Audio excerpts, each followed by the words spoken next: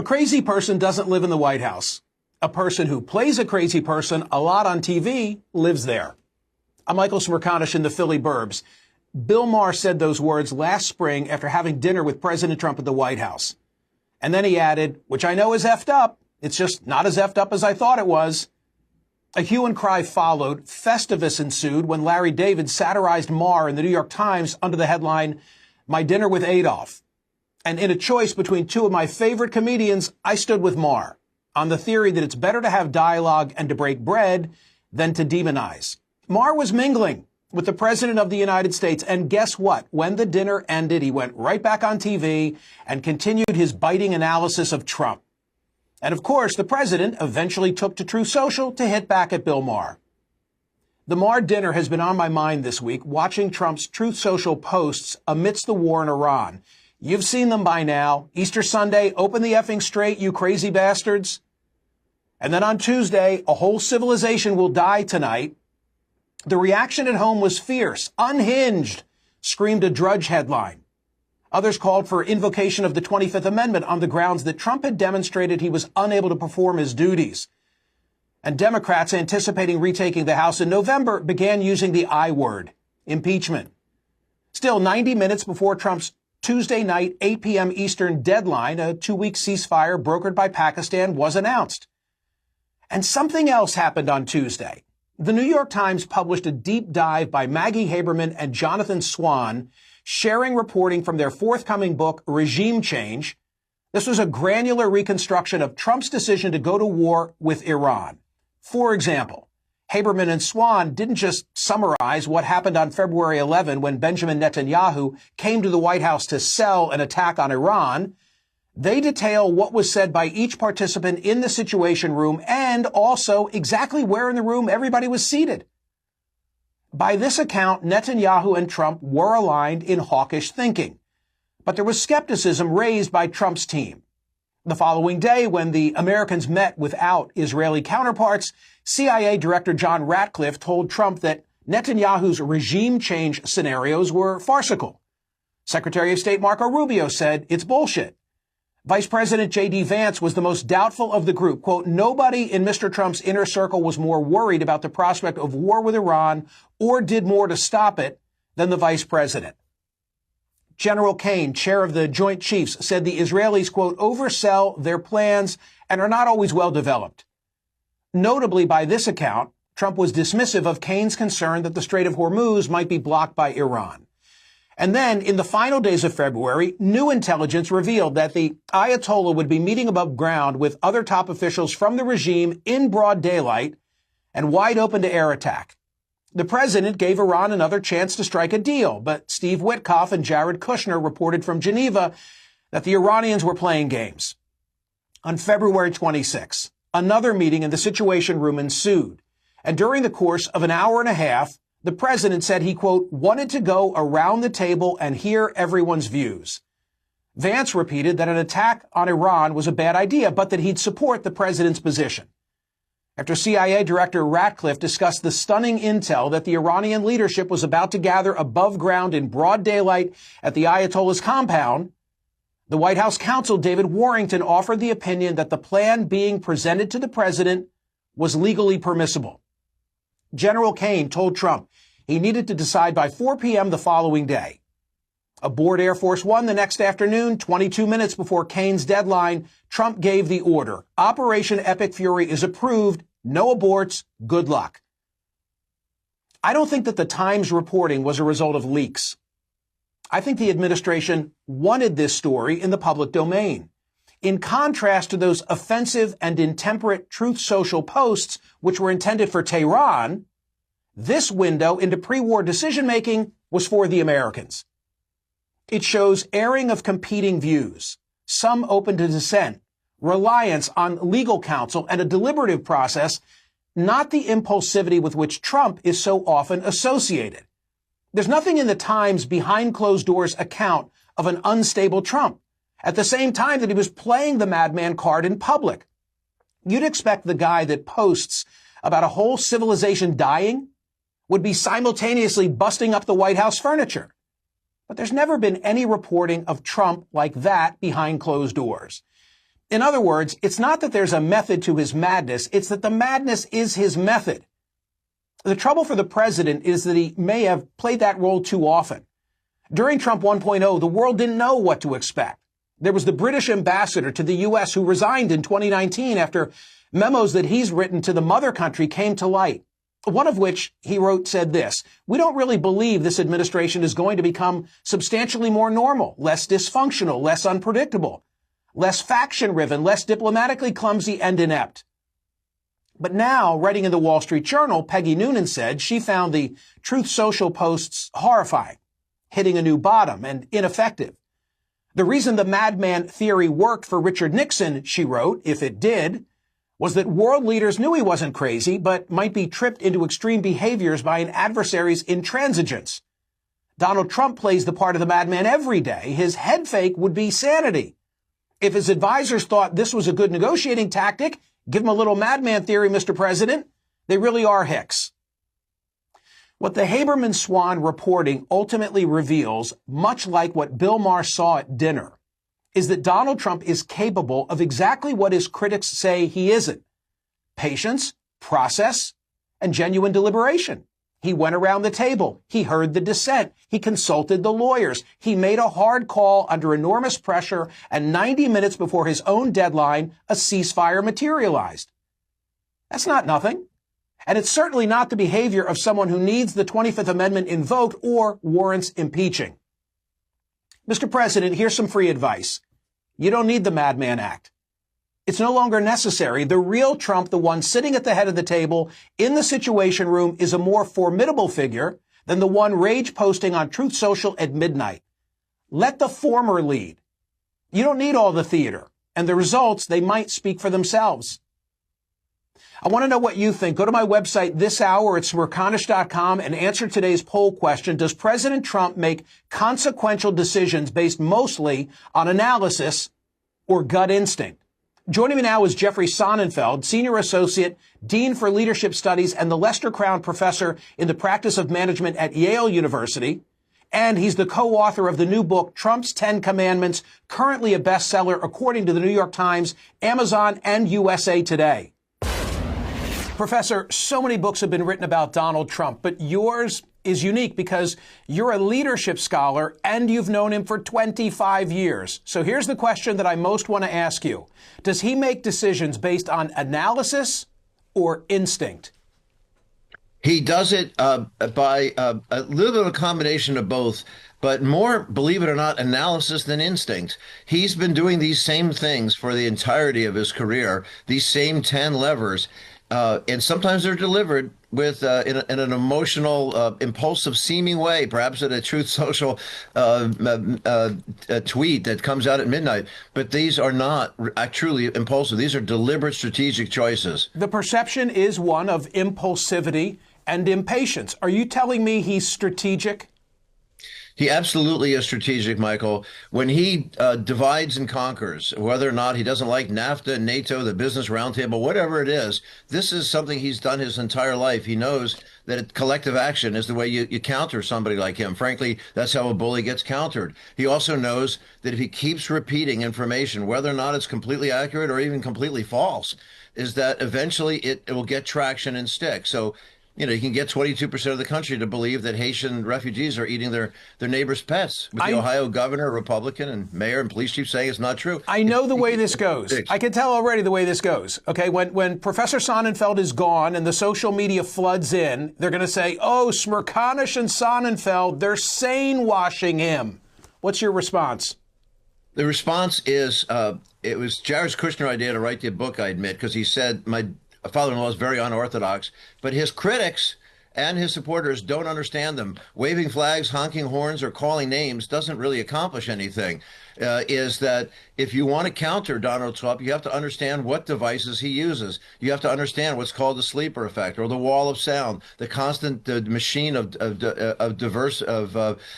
different ways of distracting us. That these are devices you've got to understand, and you can't counter him just by calling him a demagogue or an autocrat. Andrew Young, Reverend Andrew Young, Congressman Andrew Young, said at one of our CEO summits, You don't make any progress by calling an alcoholic a drunk. Let's get past the names and try to understand, what does he do? If you want to counter him, what does he do? Okay, so maybe this is another tell, because we've all seen the Truth Social posts, open the effing Strait, you crazy bastards, or a civilization ends tonight.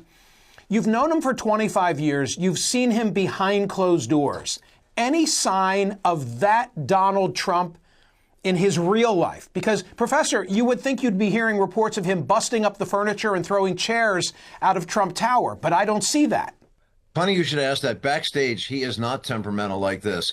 He actually, while these impulsive moves seem like they are emotional, they're in fact are deliberate strategies. This divide and conquer, for example, or the sleeper effect, repeating false information, or the constant diversions. But you point to, to another one, which is how he negotiates. Is he doesn't build a fire of trust. I'm an old Boy Scout. You get tinder kindling and things before you put on a big heavy log. He takes that log, smacks you in the nose. He doesn't want to build trust. He builds fear. Now, but backstage, he doesn't do that. Backstage in his office, and you see people there, like with Martha Stewart, who was often portrayed as the Queen of Mean, is the people who are there have spent most of their careers there, and they like these people. And they're pretty popular around the Trump organization or the Martha Stewart organization. And backstage, it can be very charming. I brought left of center political scientists in there and warned them, you're going to walk out of there charmed by him. You just look at Senator Elizabeth Warren. She got a phone call from him 2 weeks ago, and she was all giggly and excited about it, or the embrace of Mayor Mondami. He makes his choices. If there's somebody who has strategic value to him, he'll make friends with them. But if Rudy Giuliani or Sarah Palin are not of value to him anymore, or Kristi Noem, they become history quickly. 30-second answer. Is Jeffrey Sonnenfeld from Yale telling us that Donald Trump is actually a rational actor? He is rational. It doesn't mean that he always makes the right choices. It doesn't mean he's going to win the geography contest at the University of Virginia or Yale or Harvard or Duke. And there are areas where he's ignorant. But boy, he is not dumb. I argue with people on another network when they like to say that he's dumb. He is dumb like a fox. He's very strategic and sometimes gets it wrong and it backfires. Can we give the mailing address in New Haven so that they can just send all the angry letters to you and to not? Oh my gosh. Your book is a bestseller. Congratulations and thank you. Thanks a lot. I appreciate it. All right. What are your thoughts? I can only imagine. The combination of me saying, you weren't the intended audience for those repulsive Truth Social posts. Tehran was. And now the scholarship expert Sonnenfeld saying, hey, it's strategic.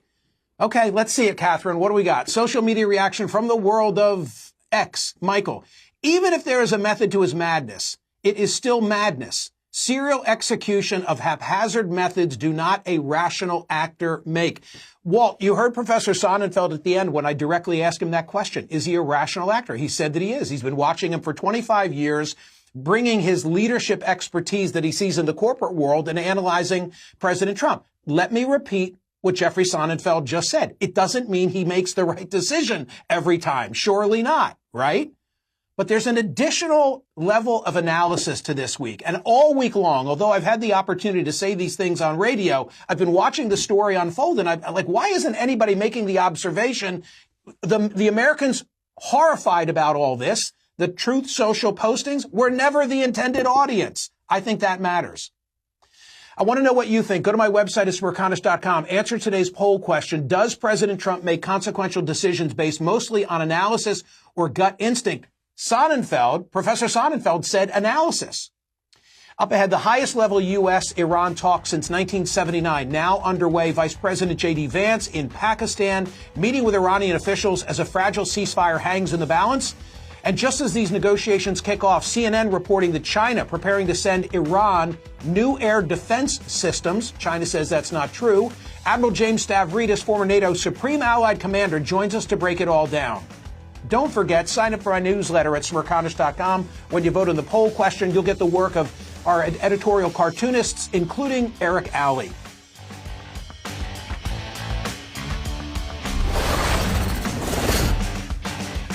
Ceasefire talks between the U.S. and Iran underway in Pakistan. Vice President J.D. Vance leading the U.S. delegation, negotiating with top Iranian officials. His main task, solidify a ceasefire agreement that has been fragile from the moment President Trump announced it. The most urgent item, the Strait of Hormuz. Iran has slowed maritime traffic down to a trickle. And now the New York Times reporting that lost Iranian mines will be making reopening a difficult project. Just as important but absent from most headlines right now, Iran's nuclear program and stockpile of highly enriched nuclear fuel. What happens to that? Complicating an already tough picture for the Vance team, strategic differences with Israel. At President Trump's request, Israel has scaled back its strikes on Lebanon ahead of the talks. And CNN reporting that China preparing to send Iran anti-aircraft weapons. That's based on U.S. intelligence. Beijing has denied it. So as Vice President Vance negotiates, the picture is chaotic, but it's notable that he's the man heading the U.S. delegation, as he has argued against striking Iran in the first place. Joining me now to make sense of all of this is CNN senior military analyst, former NATO Supreme Allied Commander and Vice Chair of the Carlyle Group, Admiral James Stavridis. Admiral, I feel vindicated because on radio this week, I thought I was asking a stupid question of you when I said, do they know where the mines are? And now here's the Times reporting that Iran apparently doesn't know. And the president announced via Truth Social this morning that the U.S. is going to clear the Strait. So please speak to that new development. Well, just like in the world of aviation, where everyone knows about smart bombs and dumb bombs, there are smart mines and there are dumb mines. So smart mines can be turned on and off. They are pretty sophisticated. You typically know exactly where they're placed. They're tethered to the ground. You've got control of them. That's a smart minefield. I think what the Iranians have done is create kind of a dumb minefield. They probably got some smart mines in there, and they probably know where some of them are. But they've dumped a lot of big, dumb iron mines into the water. Maybe they're tethered to a few bricks. Maybe they've broken loose. Maybe they are floating around. So, yeah, Michael, if I'm the master, the captain of a big 200,000-ton oil tanker, I'm not enthusiastic about having the honor of leading the first convoy through the Strait when this thing gets cleared up. Someone has to clear those mines. I think this final thought here is a terrific place for the Europeans to step up, cooperate with the United States. They have excellent minesweeping capability, a lot of it vested in NATO. Get those minesweepers and mine hunters to the Gulf like yesterday so we can start the process of getting the Strait truly open. I learned something about you this week that has relevance. You wrote for Bloomberg in the early 80s while studying international maritime law for a PhD at the Fletcher School of Law and Diplomacy at Tufts. I focused on the legal nuances of this tiny body of water. Give me one takeaway that you can share with the rest of us of what you learned from that experience. The Law of the Sea Treaty, which is signed by almost every country in the world, although ironically not by the United States and not by Iran. Set that aside, however, any strait that connects two big bodies of water, international waters, in this case, the Persian Gulf and the Indian Ocean, connected by the Strait of Hormuz, that strait enjoys transit passage. That's a technical term in international law. It simply means anybody, any ship, warship, merchant ship, tanker, is free to pass through that strait, conducting normal operations. So for the Iranians to claim it, what I learned back in the 1980s, as sovereign and to take control of it and set up a toll booth, you know, the Ayatollah booth, would be a complete violation of international law, and it cannot be allowed to stand. Admiral Stavridis, respond to this CNN reporting, which we acknowledge Beijing is denying, that China is preparing to deliver new air defense systems to Iran, the man-pads, shoulder-fired missile systems. China says it's untrue. Why would China want to do that? Why would they want to antagonize the United States?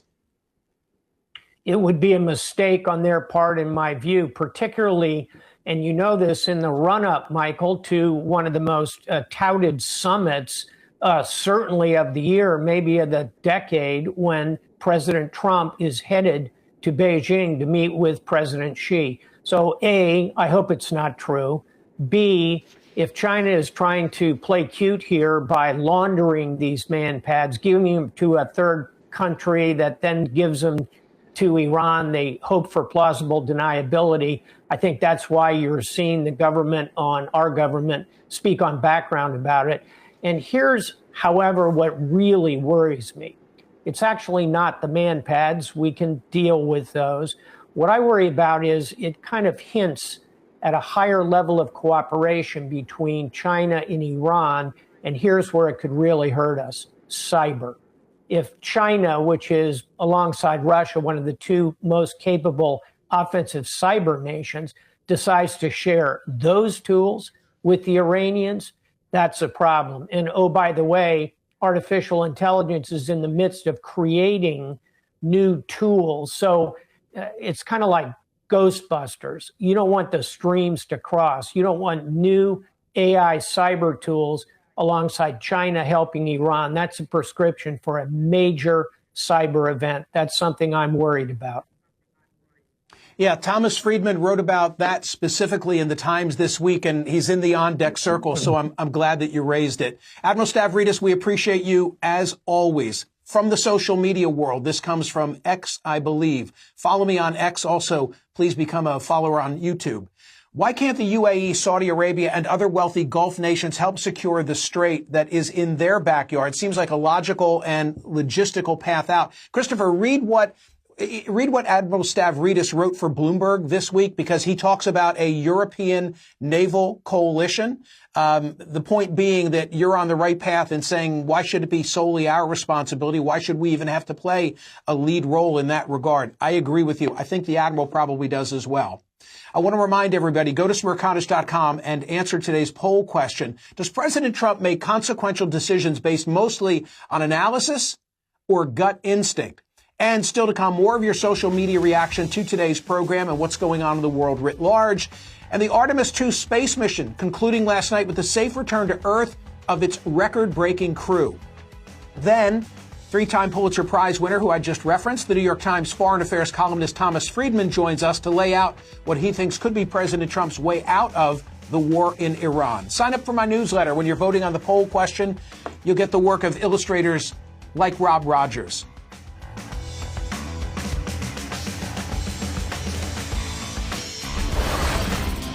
At 8:07 p.m. last night, the capsule carrying the 4 astronauts of the Artemis II moon mission splashed down safely off the coast of San Diego. The intense finale of the 10-day journey saw the astronauts drop down from 400,000 feet above sea level to the Pacific Ocean in just 13 minutes, traveling at 25,000 miles per hour as they entered the atmosphere. At those speeds, the capsule's heat shield had to withstand temperatures in excess of 5,000 degrees. But the hardware got the job done, keeping all 4 crew members, 3 Americans and 1 Canadian, unharmed. The Artemis II mission broke human space flight records and was thrilling to watch last night. Here's some of your social media reaction to the program thus far. Follow me on X and YouTube, and maybe I'll be reading some of your comments. Just watching your predictable apologist tour of Trump. His madness is his method. I guess the rest of the world just doesn't get his genius the way you and the rest of your MAGA crew does. We just don't have your searing insight. Tracy Marie, here's the argument that I was trying to advance earlier in the program. You were not the intended audience for those Truth Social posts. The people in Tehran were. It's not language I would ever use. It's not language I want my president using. But I'm trying to go one step beyond and to understand what would possess him to say, open the effing Strait, you crazy bastards. Or, a civilization may end tonight. He wants to frighten them as a strategic negotiation tactic. Whether it worked, I think it's still too soon to tell. But this is the point that I really wanted to make.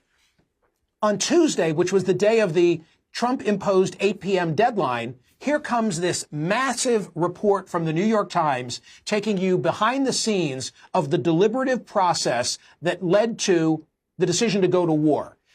And it was deliberative, right? There was none of the bombastic characterization from the Truth Social posts in the Haberman and Swan report in the New York Times. Netanyahu comes, he's there to sell the administration on why they need to attack Iran at that particular moment. The president and Netanyahu are kindred spirits as hawks.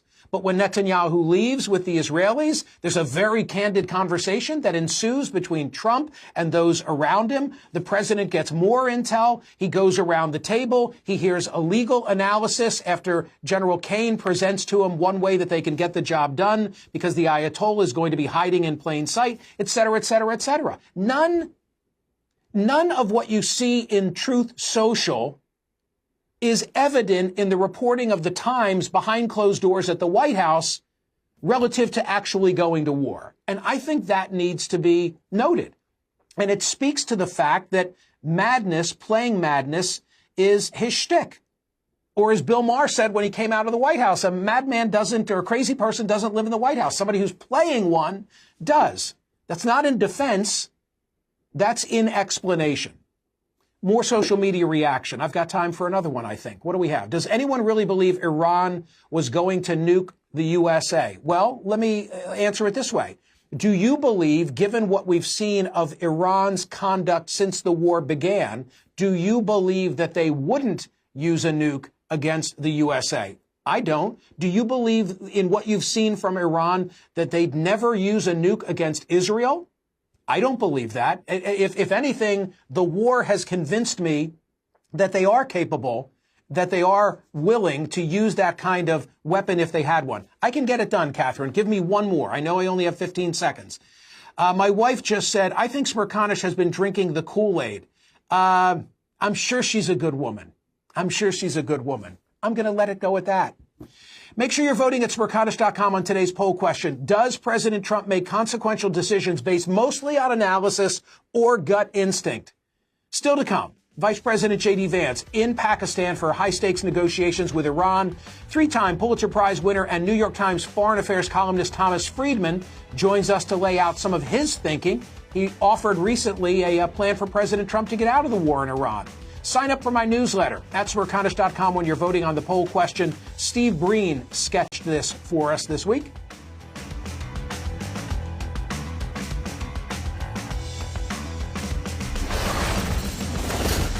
Writing in the New York Times recently, foreign affairs columnist Thomas L. Friedman says that when it comes to the war in Iran, President Trump has a way out. Keeping it simple, here's what he suggests. Iran gives up its more than 950 pounds of nearly bomb-grade, highly enriched uranium. And in return, the United States gives up on regime change. Both sides would then agree to end all hostilities, and that's it. No more American and Israeli bombing, no more Iranian and Hezbollah rockets, no more Strait of Hormuz blockade, and for darn sure, no U.S. troops on the ground landing in Iran. The three-time Pulitzer Prize winner and author of the best-selling book From Beirut to Jerusalem joins us now. Tom, I recognize the events are very, very fluid. I wonder if that's still your opinion, or are we too late for that kind of a deal? That was written but while the war was still going on, Michael. It's probably too late for that simple a deal right now. The Iranians have recognized the leverage they've gained from getting control of the Straits of Hormuz effectively. And so there's clearly going to have to be some arrangement that addresses that as well.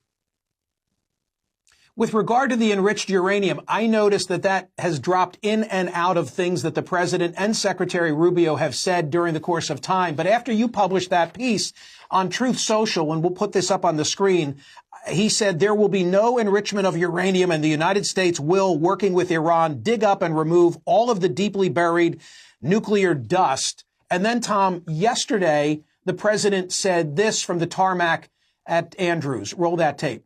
No nuclear weapons. Number one, I think it's already been regime change, but we never had that as a criteria. No nuclear weapon. That's 99% of it. Maybe you played a role in elevating it again on his agenda, but how do you see a possible solution given how events have transpired? Michael, this has really become such a wicked problem that there's not going to be an easy one that doesn't involve Trump eating a full plate of crow, and maybe the Iranians to some extent as well. The only stable solution has to be to go back to the situation in the Straits of Hormuz before the war, where you had simply free passage for everybody. And that is going to be, I think, the most critical point from an American point of view. We will give up on regime change. At the same time, though, the Iranians are going to insist, you can be sure of this, on at least the right to continue to enrich uranium. That will drive the Israelis crazy, and some on Trump's right in America as well. That's not going to be an easy one to resolve. Then there's Lebanon. Iran insisting on its right to support Hezbollah in its, in effect, occupation of Lebanon. Israel will resist that.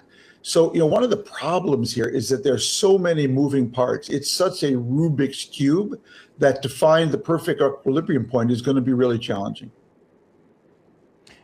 You've written yourself that you would welcome regime change. The president claims that there's been regime change. There's been leadership change, but there hasn't been regime change. True? Yeah, there's been some leadership change. Obviously, certain people have been killed, but this is the Iranian regime. It goes right down to the mayoral level. All the institutions are there, are the same.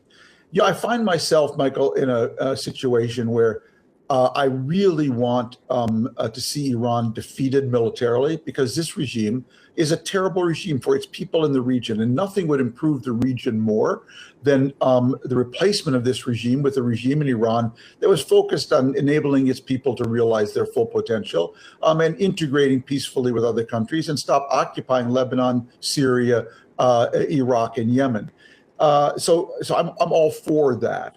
The problem is I really don't want to see Bibi Netanyahu or Donald Trump politically strengthened by this war, because they are two awful human beings. They're both engaged in anti-democratic projects in their own countries. They're both alleged crooks. They are terrible, terrible people doing terrible things to America's standing in the world and Israel's standing in the world. And so I really find myself torn. I want to see Iran militarily defeated, but I do not want to see these two terrible people strengthened. A related subject. Anthropic mythos, the piece that you wrote about that, essentially you said, I interrupt my thought process relative to the war on Iran because something big has just taken place this week. Would you provide the Cliff's Note version for those who haven't read what Thomas L. Friedman recently wrote? Sure. Basically, Anthropic came out with its latest model, LLM, and discovered two things. One is it's amazingly effective at writing code in a way that the most technologically illiterate person could become a code writer. But it was also amazing at finding errors and holes and vulnerabilities in everyone else's code. And Anthropic said, when we say everyone else's, we mean everyone else's. All of the key operating systems that run power grids and phone companies and water systems and airlines around the world. So they kind of did, oh my God, we better first create a limited release where we just give this to the biggest banks and the biggest software providers in the world. We're talking about Microsoft, Amazon, their competitors, basically, to make sure they fill these holes, that they find their vulnerabilities before this software gets any wider release or leaks out, falls into the hands of bad guys, and then they're going to have a field day. Okay, you're the person more than anyone else who made us appreciate that the world is flat, that we are interconnected. But now you're saying we need to recognize that we are interdependent. How in the world do you get the United States and China and Russia on the same page to say, we have our differences, serious differences, but this is bigger than all of us combined?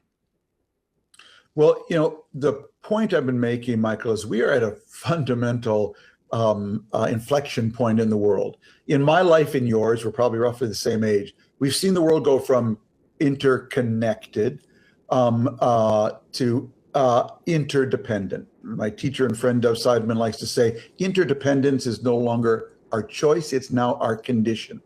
Unfortunately, we really haven't realized that, but we're going to have to realize that. And where it's going to start, it's going to be driven by AI, because these AI systems, Michael, they're going to threaten China and America much more by bad actors, both within their countries and without, than the two of us are ever going to threaten each other. We both need an orderly world.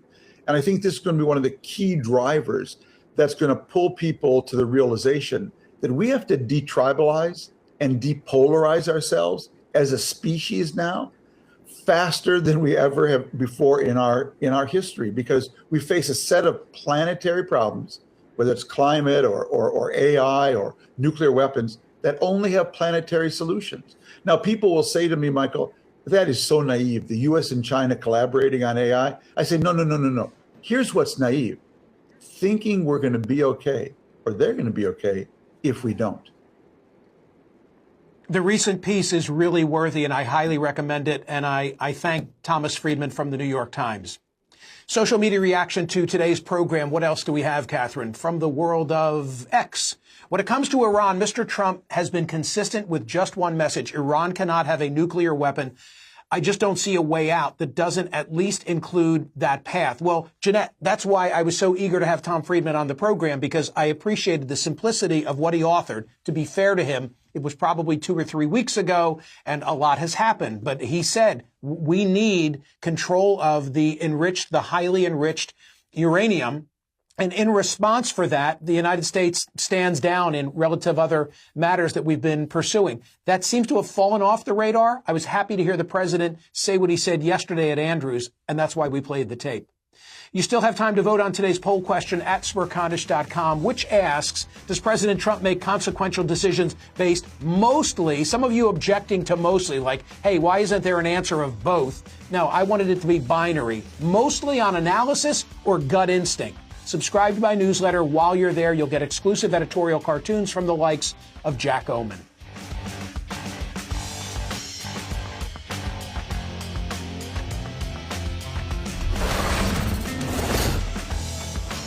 So here's the Wednesday poll question at Smerconish.com. Is the 2-week ceasefire a prelude to a lasting peace? Is the 2-week ceasefire a prelude to a lasting peace? I'm voting no. It pains me to vote no. I hope and pray that the answer is yes. But my bottom line is the United States and Iran, they can't even agree on the terms of the ceasefire, much less whatever will follow the ceasefire. And there's a whole backstory, and I'm going to do my best to unravel it. The good news is that as we parse all the events of last night and that which has happened so far today, because it's already been an active news day, we've got 2 great guests during the course of the program who are going to help us unravel all that has transpired. Admiral Stavridis in the second hour of the program, Mark Halpern in hour 3, addressing the question of what's this ceasefire all about. Don't get me wrong. I'm thrilled that civilization didn't end last night, as had been threatened by President Trump. But I just wish that there were more meat on the bone relative to the ceasefire. As per the commentary that I did on CNN on Saturday and then spoke of here on Monday on POTUS, the enriched uranium, I mean, that's the whole ball of wax. We've constantly moved the goalposts as to why we went into Iran and what it will take for us to leave Iran. But to the extent there's been one constant, it has been the president saying they can't be permitted to develop a nuclear weapon. And I have advocated the Tom Friedman solution, which is to say, tell them no more attempts at regime change, but they've got to give to us. They must surrender the enriched uranium. And there was a whole series of events that transpired last night. President Trump much at odds with CNN, even though I think CNN's reporting was accurate. CNN saying, look, here's the 10-point plan that was the basis for Iran to come to the table. And in their plan, they say they're going to continue to enrich uranium. And then the president said, you got that from some, fake news Nigerian site. And then CNN came back with additional reporting. It seems like we really don't know who speaks for Iran. So you can pick a spokesperson of choice and you can go with whatever it is they're telling you. I'll get to all of that, but I want to begin this way. So the note that I wrote for today's Smerconish.com daily newsletter begins this way: regime change. Regime change. That's the title of a book to be released June 23rd by Maggie Haberman and Jonathan Swan of the New York Times. And yesterday, the Times posted an exclusive, quote, drawn from the reporting done for that book. And I might add that the print edition of the Times today, pardon me, page 1 above the fold, is all about this. I'm reluctant to call it an excerpt because I don't think it's an excerpt per se, but it's based on reporting for the Swan and Haberman book. And having read the Times, it's a very lengthy post, but I highly recommend it, and it's in my newsletter today. I have two observations. Observation number one, which I'll explain, is that the reporting is very granular. In other words, in recreating the timeline for how President Trump decided to take the nation to war against Iran, they don't just summarize what happened on February 11 when Benjamin Netanyahu came to the White House to sell the idea of an attack on Iran. They detail what was said by each participant in the Situation Room, but also exactly where in the room everybody was seated. I mean, there is a tremendous amount of detail in the story, and the Trump administration abhors leaks. This window into pre-war decision-making showing an airing of competing views and a deliberative process, not the impulsivity with which Trump is so often associated. And then I give you just one example, one quote from the story. Then Mr. Trump said he wanted to go around the table and hear everyone's views. Here's my takeaway. This is being reported as, wow, a serious piece of reporting from the Times, and it is, and I'm taking nothing away from Jonathan Swan and Maggie Haberman. It's a really solid Woodward-ish account of what went on. But what I'm reading and seeing online are all of these surmises as to, wow, the leaks that this must have required. I don't think so at all. I think the administration wanted this story told, because it casts the administration in a different light from the slipshod seat of the pants that many of us, especially now looking at what transpired in the last 24 hours, assume is driving their foreign and war policy. That's observation number one. Hey, Parks Casino, go to Parks Casino for mingling, for gaming, for eating, for drinking, and now you can stay over. You can stay over at the Parks View Hotel and enjoy shuttle service right to the casino itself. Tickets are available for headliners coming to the Excite Center at Parks Casino. My goodness, whatever, whoever you're looking for, they're coming through. Melissa Etheridge, the Grammy winner on Saturday, April 18. Jacob Dylan and the Wallflowers. Country music superstar Brantley Gilbert, Andrew Dice Clay, the comedian and actor. A night of yacht rock with Ambrosia and Pablo Cruz, the Long Island Medium. People love Teresa Caputo. June the 6th, she'll be at Parks Casino. There's a Paul McCartney Live tribute to Sir Paul in June. The Gene Simmons Band, Australian Pink Floyd, Grand Funk Railroad. It's Parks, PARXcasino.com to buy tickets. You've got to be 21. Gambling problem, call 1-800-GAMBLER.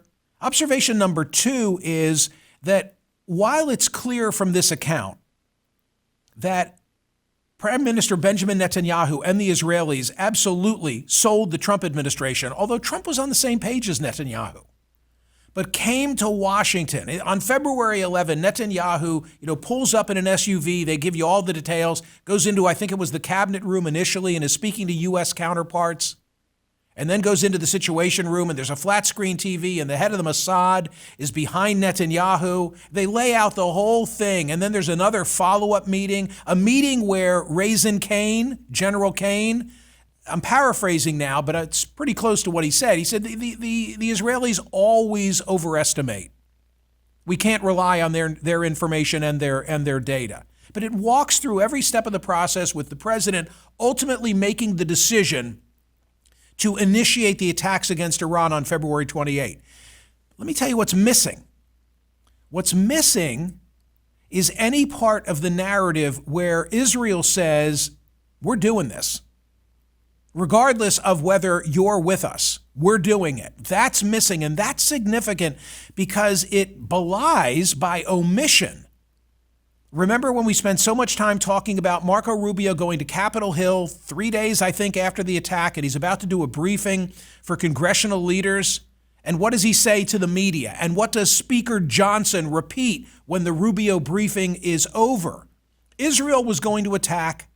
We would have gotten caught in the crossfire, and consequently, we were being preemptive. We were being defensive. That's not in this story, which I find really interesting. So I'm highly recommending that you read the New York Times account, How Trump Took the U.S. to War with Iran. That is in my newsletter today. And the second that is a must read just on this big picture story is from Axios, similarly an exclusive, and the Axios exclusive suggests that the new Supreme Leader, the son of the old Supreme Leader, in the end is the individual who made the deal indirectly, but made the deal with the Trump administration to pull everybody back from the brink of what was being faced with that 8 p.m. deadline last night. Officials in the U.S. and Israel, reports Axios, learned of an intriguing development on Monday with President Trump's ultimatum looming.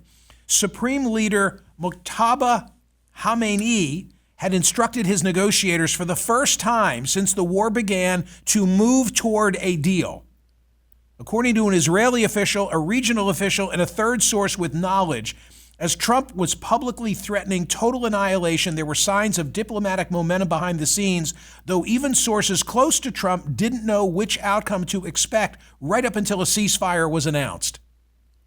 And then the Axios reporting continues and speaks of this account of diplomacy staved off escalation is based on conversations with 11 sources with knowledge of the attacks, et cetera, et cetera, et cetera. By Monday night, the mediators had U.S. approval for an updated proposal for a 2-week ceasefire. It was then up to Khamenei, whom the sources said was actively involved in the process on Monday and Tuesday, to make a decision.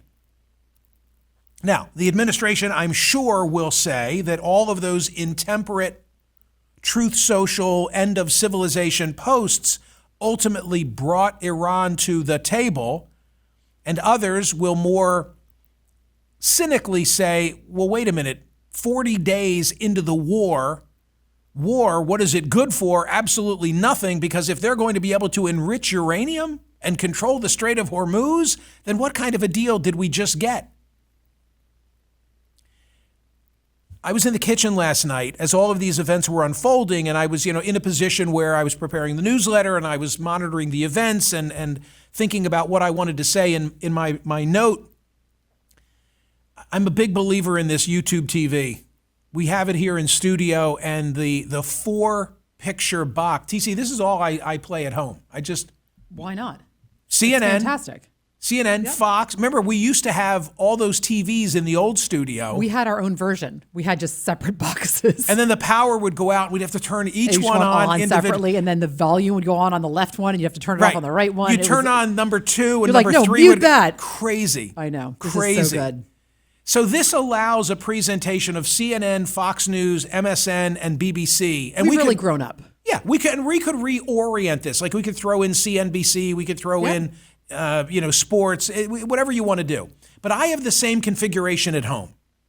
So when this ceasefire was announced last night, I look up at the TV and I see the different chyrons. And I thought that this was really telling. On CNN, it's cast as Trump backs down from threat of whole civilization dying tonight. He backs down. Similarly, MS Now, Trump backs down from threats of devastation in Iran. Fox News, Trump suspends bombing of Iran for 2 weeks. BBC, they go with that same characterization. Trump suspends bombing on Iran. I was thinking of making that the poll question. What just happened? Did Trump back down, or did Trump suspend the bombing on Iran? Which chyron do you agree with? What do I agree with? I agree with suspends. It's so interesting, though. I mean, I often say to people, when news breaks, you might as well be watching a totally different story, depending on which box you're following on your huge TV in the studio. I think it makes the observation that you can editorialize through chyrons, and you sure as hell can editorialize through pictures. Especially when you've got a public figure for whom they've got a catalog of video and pictures. And if they want to make you look hideous, they can do it. And they want to make you look good, they can do that too, right? So there was also, speaking of CNN, something that played itself out last night that I made reference to where, and I'm relying on Mediaite's coverage now, President Donald Trump lashing out at CNN for airing a statement from Iran on the newly announced ceasefire, which the network insists is indeed genuine. In a heated post on Truth Social Tuesday night, the president ripped CNN for reading on air a statement that he dismissed as fraud. He said that came from a fake news Nigerian website. And this all played itself out during Aaron Burnett's program, and then Anderson Cooper revisited the subject now with CNN correspondent Matthew Chance, who, to my satisfaction, and I'll play this later in the program, maybe when Mark Halpern is here, but to my satisfaction was able to document, no, that's the story. We were given this 10-point plan. This is the simplified version. We were given this 10-point plan by Iran, which they say is the basis for coming to the table in a ceasefire and trying to negotiate a larger deal. And that was explained. So I'm like, wow, okay, all this back and forth between Trump and CNN, he's obviously no fan. What's it all about? Well, here's the Washington Post. The Washington Post, the tiebreaker, if you will. Just 90 minutes before President Trump's 8 p.m. deadline to wipe out a whole civilization with massive strikes on Iran's energy infrastructure and bridges, he granted a 2-week extension for diplomacy to continue. Quote, subject to the Islamic Republic of Iran agreeing to the complete, immediate, and safe opening of the Strait of Hormuz, Trump said on Truth Social, I agreed to suspend the bombing and attack of Iran for a period of 2 weeks. Hang with me on this. This is really important. We have already met and exceeded all military objectives and are very far along with a definitive agreement concerning long-term peace with Iran, Trump said. A 10-point proposal received from Tehran, he said, was a workable basis on which to negotiate. In the 10-point proposal, Trump said, was a basis for negotiations. Iran demanded a permanent end to the war as well as an end to any attacks against the axis of resistance. That's Iran and its proxy groups. According to a government statement reported by Iranian media late Tuesday, demands also included establishment of a formal protocol for passage through the Strait of Hormuz, listen to this part, that ensures an oversight role of Iran.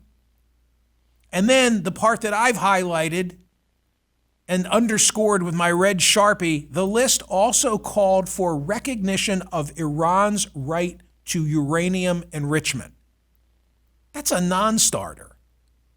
So if part of Iran agreeing to a ceasefire is them saying, well, here are our deal points and we're going to continue to enrich uranium, I'm not wishing for Trump. I'm not wishing for Trump to have ended civilization, but I wish he'd put the hammer down in some respect, because we cannot have gone through 40 days of war.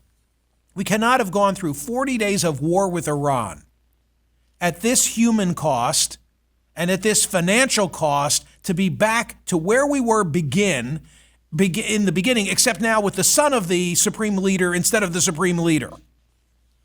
Now, I should tell you that the president has responded this morning and said, well, that's not the way it's going to be. Looking at Truth Social from 7:22 a.m. today, the United States will work closely with Iran, which we have determined has gone through what will be a very productive regime change. There will be no enrichment of uranium. And the United States will, working with Iran, dig up and remove all of the deeply buried B-2 bombers, parenthesis, nuclear dust. Hey, that's what I was advocating last Saturday. So I love that. It is now and has been under very exacting satellite surveillance, Space Force. If this is true, I love it. But why didn't he tell us this before? Nothing has been touched from the date of the attack. I presume he means last June. We are and will be taking tariff and sanctions relief with Iran. Many of our 15 points have already been agreed to. Thank you for your attention to this matter, President Donald J. Trump. So where does that leave us? I don't know. It leaves us with disagreement. It leaves us agreeing on one thing, that the bombs didn't fly last night, although some attacks continued. You wonder whether Iran, because of no internet and poor communication ability, given what we've been able to knock out.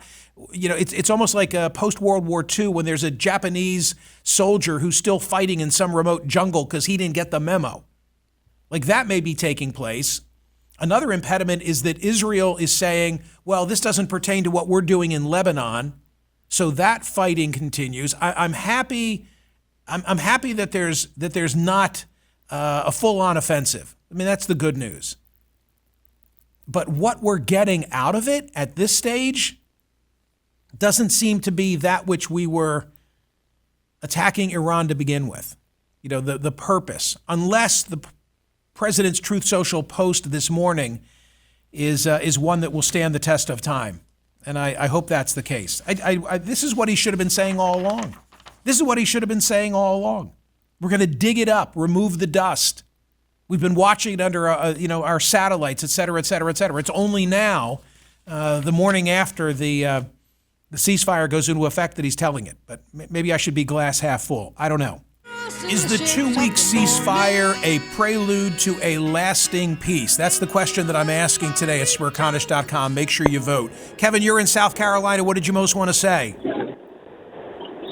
Michael, I want to celebrate your cynic gene because I read that entire long piece, passed it around to a bunch of people, and I completely missed the very thing that would have signaled that it was, it wasn't a plant by the White House, and that was Israel went in first and wanted and would have gone anyway without a U.S. They didn't say anything about that in the piece, and that clearly is a sign that the story is sourced by the White House. So I was very eager, obviously, to speak to Maggie Haberman or Jonathan Swan. TC invited both of them. I'm not surprised they didn't want to come on today's program because they want to wait for the June release of the book. I assure you that when I have the opportunity, that'll be the first thing I'll ask is, and by the way, Kevin, it's possible in a different part of the book that they deal with that subject, but it surely isn't here. I think you're agreeing with me that the administration participated in this New York Times huge story. They wanted this out. So when I first read it, Michael, I thought it was a leak, a massive leak, and I was thinking it was a CIA director because the level of details were immense. Unbelievable. But after hearing what you said, I'm like, wait a minute here. That would have been the very first thing, if it wasn't sourced by the White House, that the source would have said. Because I'm with you. I believe that was the truth. That was what pushed the administration over, was that they're going to go in anyway. We're going to be in harm's way anyway. We ought to do this. And the first thing you say is always the truth, and that's what Marco Rubio said first thing. Yeah. So let me talk a little bit about this, and thank you, Kevin. I appreciate it very much. This is the Times story today: how Trump took the U.S. to war with Iran, and it opens with Netanyahu arriving at the White House on February 11, and they talk about his arrival, and he goes to the cabinet room, then he goes downstairs to the Situation Room, and then when I speak of detail, I'll give you a few of these. Mr. Trump sat down, but not in his usual position at the head of the room's mahogany conference table. Instead, the president took a seat on one side, facing the large screens mounted along the wall. Netanyahu sat on the other side, directly opposite the president. Appearing on the screen behind the prime minister was David Barnea, the director of Mossad, Israel's foreign intelligence agency, as well as Israeli military officials. Arrayed visually behind Netanyahu, they created the image of a wartime leader surrounded by his team. Susie Wiles, the White House chief of staff, sat at the far end of the table. Secretary of Marco Rubio, who doubled as national security advisor, had taken his regular seat. Defense Secretary Pete Hegseth, General Dan Kane, the chair of the Joint Chiefs, who generally sat together in such settings, were on one side. Joining them was John Ratcliffe, the CIA director, Jared Kushner, Steve Witkoff. The gathering had been kept deliberately small. So not only do they tell you the whole seating chart, but then they go on and they share with you what everybody had to say. The Times says this is based on extensive interviews conducted on the condition of anonymity. The reporting underscores how closely Trump's hawkish thinking aligned with Netanyahu's over many months. And there's then the meeting that takes place on the 11th in the Situation Room, and then there's a follow-up meeting when the Israelis are no longer represented. The results of the U.S. intelligence analysis were shared the following day in another meeting only for the American officials. The intel officials had deep expertise in U.S. military capabilities, and they knew the Iranian system and its players inside out. They'd broken down Netanyahu's presentation into 4 parts. First was the decapitation, killing the Ayatollah. Second was the crippling of Iran's capacity to project power and threaten its neighbors. Third was a popular uprising inside Iran. Israel did try and sell on the idea that the Iranian people would revolt if their plan would be followed. And fourth was regime change with a secular leader installed to govern the country. And the U.S. officials then go through and they say, well, how much of what the Israelis just tried to sell us on do we think is really obtainable? They assess that the first 2 objectives were achievable. They assess that the third and fourth, which included the possibility of the Kurds mounting the ground invasion of Iran, were detached from reality. As a matter of fact, John Ratcliffe said that the CIA director used one word, farcical. Quote, at that point, Marco Rubio cut in. In other words, it's bullshit, he said. General Kane, sir, this, in my experience, is standard operating procedure for the Israelis. They oversell, and their plans are not always well developed. They know they need us, and that's why they're hard selling. And it goes on and on and on and gives you the entire process. You know, the voice who is most in opposition to the U.S. going forward with a full attack against Iran is J.D. Vance. Marco Rubio is portrayed as being more ambivalent. General Kane comes off as a guy who was trying to explain to Trump the pluses and the minuses without taking a particular position. And then they come back for another meeting, and the president wants to hear from everybody in the room. The portrayal of Trump is a pretty solid one. I know that many of us believe that it's just seat of the pants and whoever gets in his ear the latest. But in this presentation from Maggie Haberman and Jonathan Swan, that's not what you see. You see Trump hearing from different voices, being given advice, wanting to hear from everybody in the room, and then ultimately making the call. General Kane told Mr. Trump that he had some time. He did not need to give the go-ahead until 4 p.m. the following day. Remember, the supreme leader was gathering with his clerics, and the Israelis had intel, which the Americans confirmed, which said at this moment in time, they're going to be above ground and all in the same room. Aboard Air Force One the next afternoon, 22 minutes before, 22 minutes before? How does the Times know that? The Times knows that, in my view, because the administration, maybe even the president, cooperated. I'm not being critical of that. I'm just trying to analyze for you. 22 minutes before General Kane's deadline, Mr. Trump sent the following order. Operation Epic Fury is approved. No aborts. Good luck. And that's how it began. Where is Glenn? Glenn's in Mississippi. Hi, Glenn. What did you most want to say? All right. Well, to your first question there is, will this hold? I don't see any way that it does. I mean, it may hold for a while, and the excuse that they're going to say, oh, we're negotiating and all that, I think there's going to be a lot of twists and turns that come out of this. But that being said, the original thing that I would like to push forth is that if you go by past his prologue for Trump, he's always a damn coward when it comes to something, unless he's like that kid in school that everybody knew that would stir the fight all up.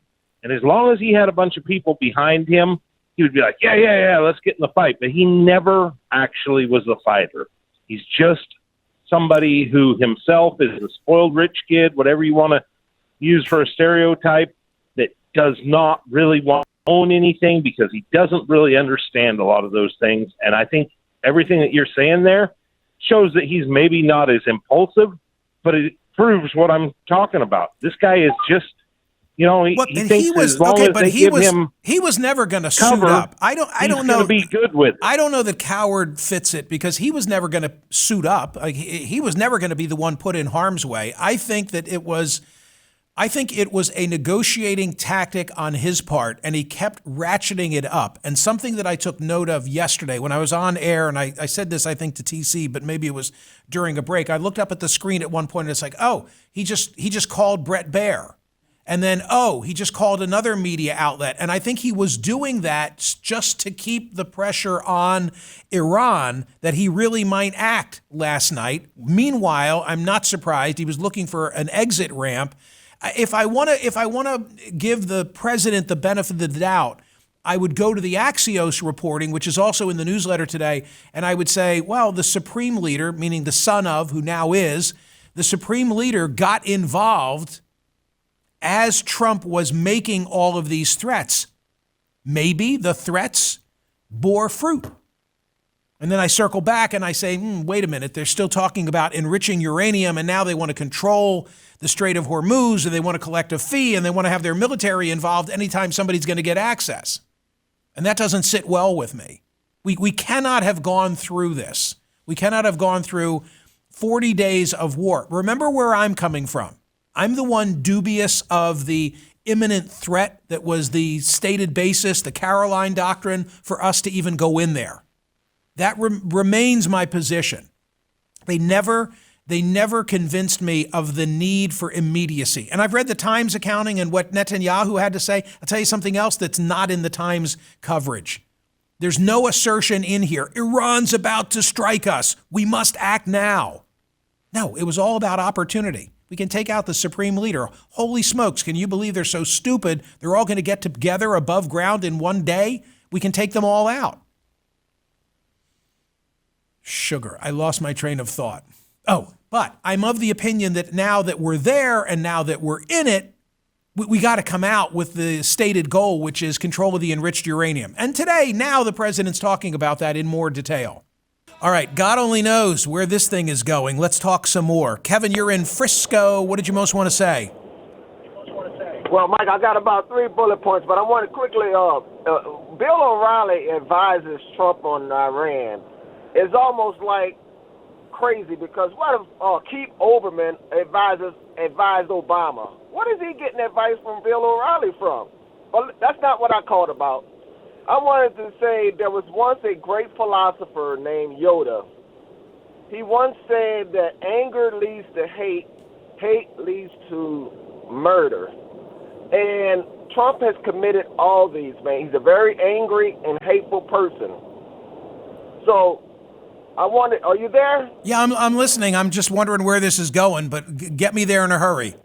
Well, this is what I'm saying. I'm thinking that your attitude towards this Iran skirmish is very cavalier. I'm happy that he stopped this. I hope it's the end. We need to get our soldiers home. Don't send them there. Get our people back. Call it a victory, and let's get the hell out of there. That's all I want, Michael. Okay, and I hear you. I have to say. Thank you, sir. Appreciate it very much. I didn't want us to go there on the premise that we went. That's probably grammatically incorrect. But given that we are there, I want something to show for it, namely the enriched uranium. Bill, you're in South Carolina. Quick comment from you. Hi. Hey, I voted no. Persia has been around 7,000 years, Michael. They will outlast us, just like North Korea outlasted us, North Vietnam outlasted us, the Afghanis outlasted us, and the Soviet Union. I want you to look up the fallacy of sunken cost. It's a concept that's used in economics, but it applies here, and it will help you get to the decision that we should get out. Get out now. Yeah, Thank you. We are. Our patience is always shorter than our opponents. Chris, you're in Connecticut. Hi. Hey, Michael, how's it going? Good. One thing before I say my comment, I'm experiencing what you probably experience every day. I put a comment on your Facebook page, and I'm getting attacked from both sides. I'm being called a Trump lover in one comment, and I'm being called a Trump lover or Trump hater in another comment. And so I guess I'm doing my job. Yeah, as you're doing something right. It's a good day. It's a good day. Only worry about the days when the criticism is coming only from one side. Exactly. Anyways, this has got to, this current thing has to be all about the Strait. If Trump doesn't get the Strait open in the next few days, he's a failure. It's basically, I'll pay you Tuesday for a hamburger today. You know, these people are stringing him along. Trump is a bullshit negotiator. We all know he really does suck at it, and people just don't want to admit it. Yeah, I mean, now you lose me. Say what you will about the guy. He's gotten where he is by being able to cut deals successfully, right?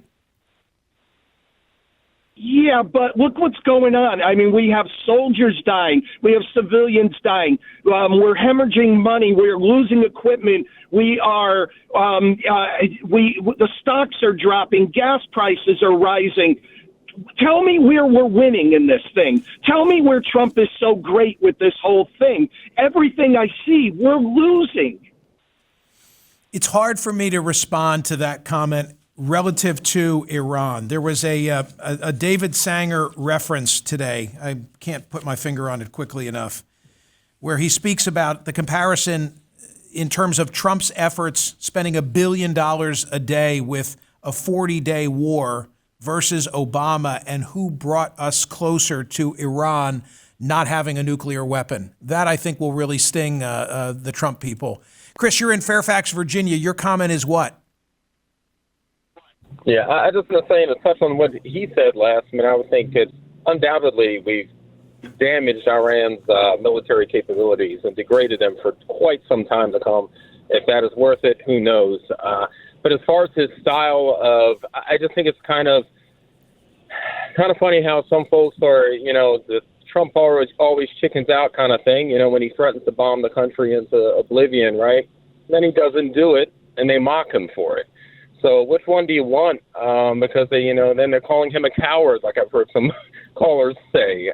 But he did the right thing, I think, and didn't do it. And hopefully the Strait will be open, maybe a couple weeks of reprieve, and take the wins where we can get them. Hopefully, this leads to something. Chris, I agree with you, and let me say this: I'm not giving a verdict about this entire campaign. I'm talking about it as you are in real time. Here's where we are today, assessing, critiquing, pluses, minuses. But I'm not ready to write the final chapter on this whole, I'll use his word, excursion into Iran. The David Sanger paragraph that I was looking for, now I have. If he fails to get the 970 pounds of 60% enriched uranium out of the country, along with far larger quantities of lower enriched nuclear fuel, he will have accomplished less in the $1 billion a day war than Mr. Obama accomplished 11 years ago. In that agreement, Iran shipped 97% of its nuclear stockpile out of the country. From the Washington Post today, in the 10-point proposal Trump said was a basis for negotiations, Iran demanded a permanent end to the war as well as an end to any attacks against the, quote, axis of resistance, as it calls its proxy groups in the region, including Hezbollah. According to a government statement reported by Iranian media late Tuesday, demands also included establishment of a formal protocol for passage through the Strait of Hormuz that ensures an oversight role for Iran. What might that mean? Who better to ask than a former Supreme Allied Commander of NATO who has sailed the Strait dozens of times? Admiral James Stavridis joins us again now. Admiral, thank you so much for being here in the aftermath of all of the developments last night. What do you think that means? The Strait of Hormuz that ensures an oversight role for Iran. That's a fantasy on the part of Iran. There's already a regime. It's called the International Law and the Law of the Sea Treaty. And the Strait is effectively international waters. Every nation enjoys what's called transit passage between two bodies that are, in fact, high seas, international waters. On the one side, to the south, the North Arabian Sea and the Indian Ocean, and to the north, the Persian Gulf. So that strait connects those two, falls under international law. All nations enjoy the right of transit passage. It is unacceptable, the idea that Iran would suddenly be able to control that strait any more than if Singapore woke up on a Wednesday morning and said, we now own the Strait of Malacca, connecting the Indian Ocean and the South China Sea. It is a fantasy on the part of Iran to think they are going to control it. Okay, rookie question. Is it currently run like a toll booth? And if not, do you think that's what Iran envisions? It is not run like a toll booth. It's run like a traffic separation scheme, is the technical term, meaning ships have an obligation to follow the buoys, stay in their side of the channel, and so on. There is no toll collected. What you may be thinking of, and others may think of, is the Suez Canal or the Panama Canal. Those are nationally controlled canals because both sides of them are controlled by a single state, Panama and Egypt. There is a toll to pass through the Panama Canal. There is a toll to pass through the Suez Canal. No problem. Mariners happy to pay those. But for Iran to say that same arrangement ought to apply to the Strait of Hormuz is a fantasy on their part, and the world is not going to permit that. A practical question for Admiral James Stavridis. Who's getting the call today that tells them they're next up to go sailing through, and what risks are involved in that? Yeah, if I were a merchant captain, say in command of a 100,000 ton, 200,000 ton tanker about the size of an American aircraft carrier, and I got the call to have the honor of being the first merchant ship to sail through the Strait of Hormuz, I'd be backing up in that line. I believe what has to happen here before any merchants are going to really feel confident going through that strait, certainly merchants of nations that are not aligned with Iran. I think there's going to have to be some mine clearance. I think ultimately there'll be military escorts to build confidence. I think we've got a ways to go before the strait remotely begins to look like it did before the war. Okay, rookie question number 2. When one mines the Strait of Hormuz, do they keep a map of it and know where they've placed the mines? If you're involving rogue elements, I mean, maybe they don't even know where they lie. Both are true. So the Iranians do have very precise mapping, I would guess, of where they have implanted fixed mines. These are attached to the bottom. Some of them lay in wait on the bottom. Some of them are attached to chains but float up higher. They know where those are. I suspect that's the vast majority of what's in the strait right now. But Michael, you're absolutely correct. Could Iran, using small craft, using the ubiquitous indigenous dhows, they're called, small boats in the Gulf, just start dumping additional mines in the water that are drifting mines? No, you don't know where those are. There's a lot of risk there. You know, see paragraph 1 about before I would sail my merchant ship through there, I'd want some assurances that the channel has been swept by mine hunters, mine sweepers. Last Saturday on CNN, I made the pitch for taking control of the enriched uranium, and you were very kind to me. You did not embarrass me on national television. I appreciate that. You said to me, it's not mission impossible, but it's pretty darn near. And now that subject is back in play because this 10-point proposal put forward by the Iranians that apparently led to the ceasefire, again, I'm relying on the Washington Post, quote, the list called for recognition of Iran's right to enriched uranium and uranium enrichment. And I read that, and many of us read this, and we say, wait a minute, 40 days of war, and they're going to continue to enrich uranium. And then the president responded this morning at 7:22 a.m. I'll just read a portion of this to Admiral James Stavridis. The United States will work closely with Iran, which we've determined has gone through what will be a very productive regime change. Key part now. There will be no enrichment of uranium, and the United States will, working with Iran, dig up and remove all of the deeply buried, B-2 bombers, nuclear dust. It is now and has been under very exacting satellite surveillance, Space Force. Will you react to that? I hope that's true, but hope is not a strategy. This is 900 pounds of highly enriched uranium, not quite weapons grade, but you can see it from here. The enrichment process to get it up would be pretty quick. The good news, as the president says, it's buried at the bottom of a lot of B-2 induced rubble from Operation Midnight Hammer. That's all good. We're watching it on our satellites. obsessively. That's good. The idea that the U.S. and Iran would come together to remove it and get it out of the country is delightful. I hope it happens. I think it is unlikely in the near term. But I'll close with this. It's an example of the unfinished business here. We've had a military campaign costing several $100 billion, highly successful military campaign, call it a 9 out of 10 in terms of targeting and everything else. But geopolitically, this is unfinished business. The enriched uranium, the control of the Strait of Hormuz, and ultimately the people of Iran deserve to get a real vote here. That's all unfinished business going forward. What are Xi and Putin thinking of the United States 40 days into this war?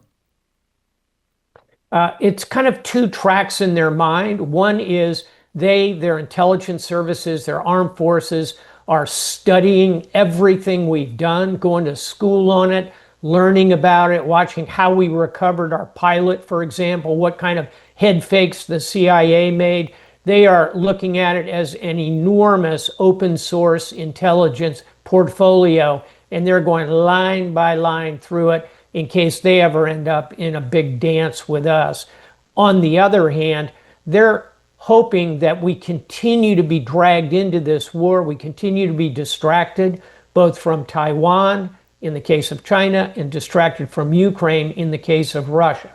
They will be saddened today to see this ceasefire, but they are hopeful, believe me, that we will continue to get dragged back into this mosh pit in the Middle East that we cannot seem to escape. Will they also think the Americans are always impatient? We can always just outlast them.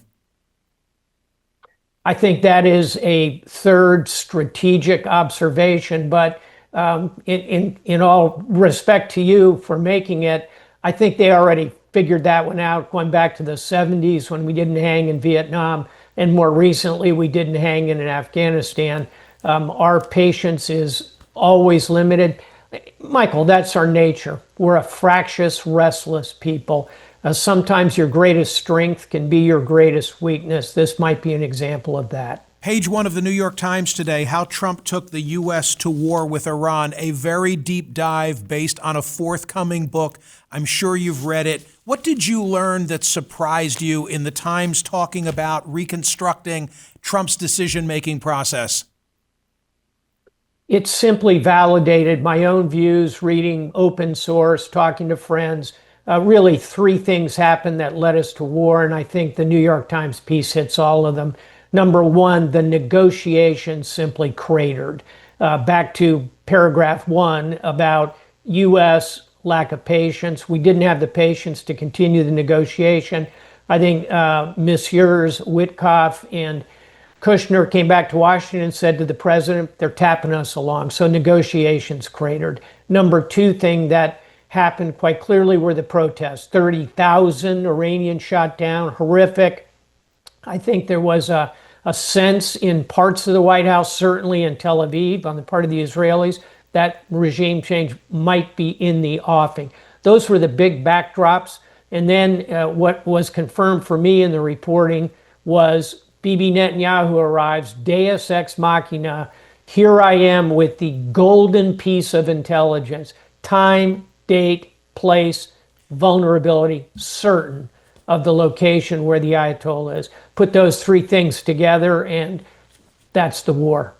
So what surprised me, a number of things, but Trump, the president, comes across as much less seat of the pants. I'm saying that as a negative. How about this? I'll be kind and say he's portrayed as more deliberative than I and others give him credit for. Because, you know, by the Times reporting, he wants to hear every voice in the room. He tolerates dissent. He does not make an instantaneous decision on the 11th when Netanyahu initially arrives, nor in the follow-up meeting, but he allows it to play out, realizing that they don't have too much time on the clock. And it was, and by the way, Admiral, you should know that my own theory, I advanced this in the first hour of the program, is that I think the administration totally cooperated and wanted this version to be out there. There's no way that by leaks alone you could assemble the granular detail in terms of where everybody sat and their facial expression and what they said. So I think they wanted it out there, but I think it was a rather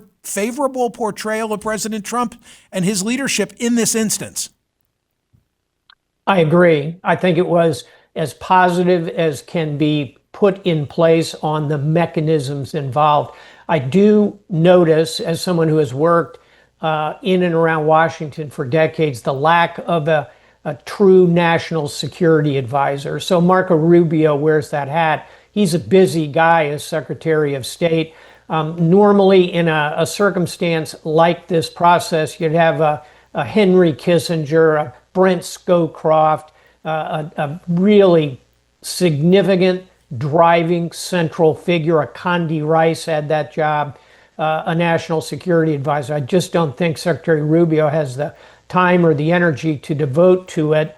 And therefore, it does come across as the president being his own national security advisor. And then secondly, you didn't mention it, I know you know this, but J.D. Vance's positions in here will play very favorably for him. And I'm not into domestic politics, but should he choose to run for president, I think this builds a narrative that he would see as helpful. Those two things come off. Final thought, you made the comment, inside access. Is Maggie Haberman the author of this piece, essentially? Is she the new Bob Woodward? You can make that case. Final thought I'll raise with you, because you've been in rooms like this. So that's why we so appreciate your willingness to come and to speak. General Kane, who in one part of the Times story says the Israelis always oversell it, and they are in this case, and he voiced his skepticism. But I thought something else that was interesting. It seems as if the president was looking to General Kane to be more of an advocate, and that he was caught between the dual role of tactical advice and strategic counsel. I'll read the line that I circled. One person familiar with their interactions noted that Mr. Trump had a habit of confusing tactical advice from General Kane with strategic counsel. Can you speak to the role that Raisin Kane plays in this type of preamble to war?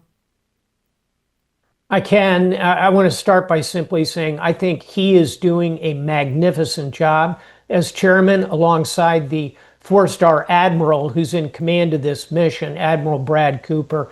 I know both of them well. What General Kane is doing, I think, is following the law. The law makes him the principal military advisor to the President of the United States. To me, and I say this not lightly, but as a former four-star, 7-year combatant commander of the United States, your job is to give that tactical advice. And I think General Kane is doing that. I think the article shows that. And you need look no further than the press conference this morning, where he took an extremely methodical, mathematically derived presentation and started and finished with his deep love and concern for the troops. I think he's doing extraordinary work, and I think he's in the right lane. Final question, and I promise I'll let you go. More than one caller this week so far has said, again, the military-industrial complex has taken us to war. Utterly unfair. The President of the United States has taken us to war. It's pretty hard to come up with any conclusion. Whether you are a huge Trump supporter or a huge Trump hater, you have to recognize that he is the one who made the decisions that took us into this war. Admiral, thank you for everything. We really appreciate it. AdmiralStav.com, @StavridisJ. Thank you for all of your counsel. I'll see you on television in a couple of days. Sounds great, Michael. See you then. Bye. Admiral Stavridis, former Supreme Allied Commander of NATO. Look at his resume, access the website. He's done so much more. Half a dozen things that for anyone else would be a feather in a fine career, and he's done them all. Hey, gang, it's a Wednesday, and it's the third hour of the Wednesday program. That means it's time for Mark Halpern. We so look forward to his weekly visits here. Mark, last night I'm in the kitchen. It's 6:30, 7 o'clock. I'm watching all of the coverage because we're anticipating the 8 p.m. deadline. And I have YouTube television in the kitchen, which gives me the 4 view.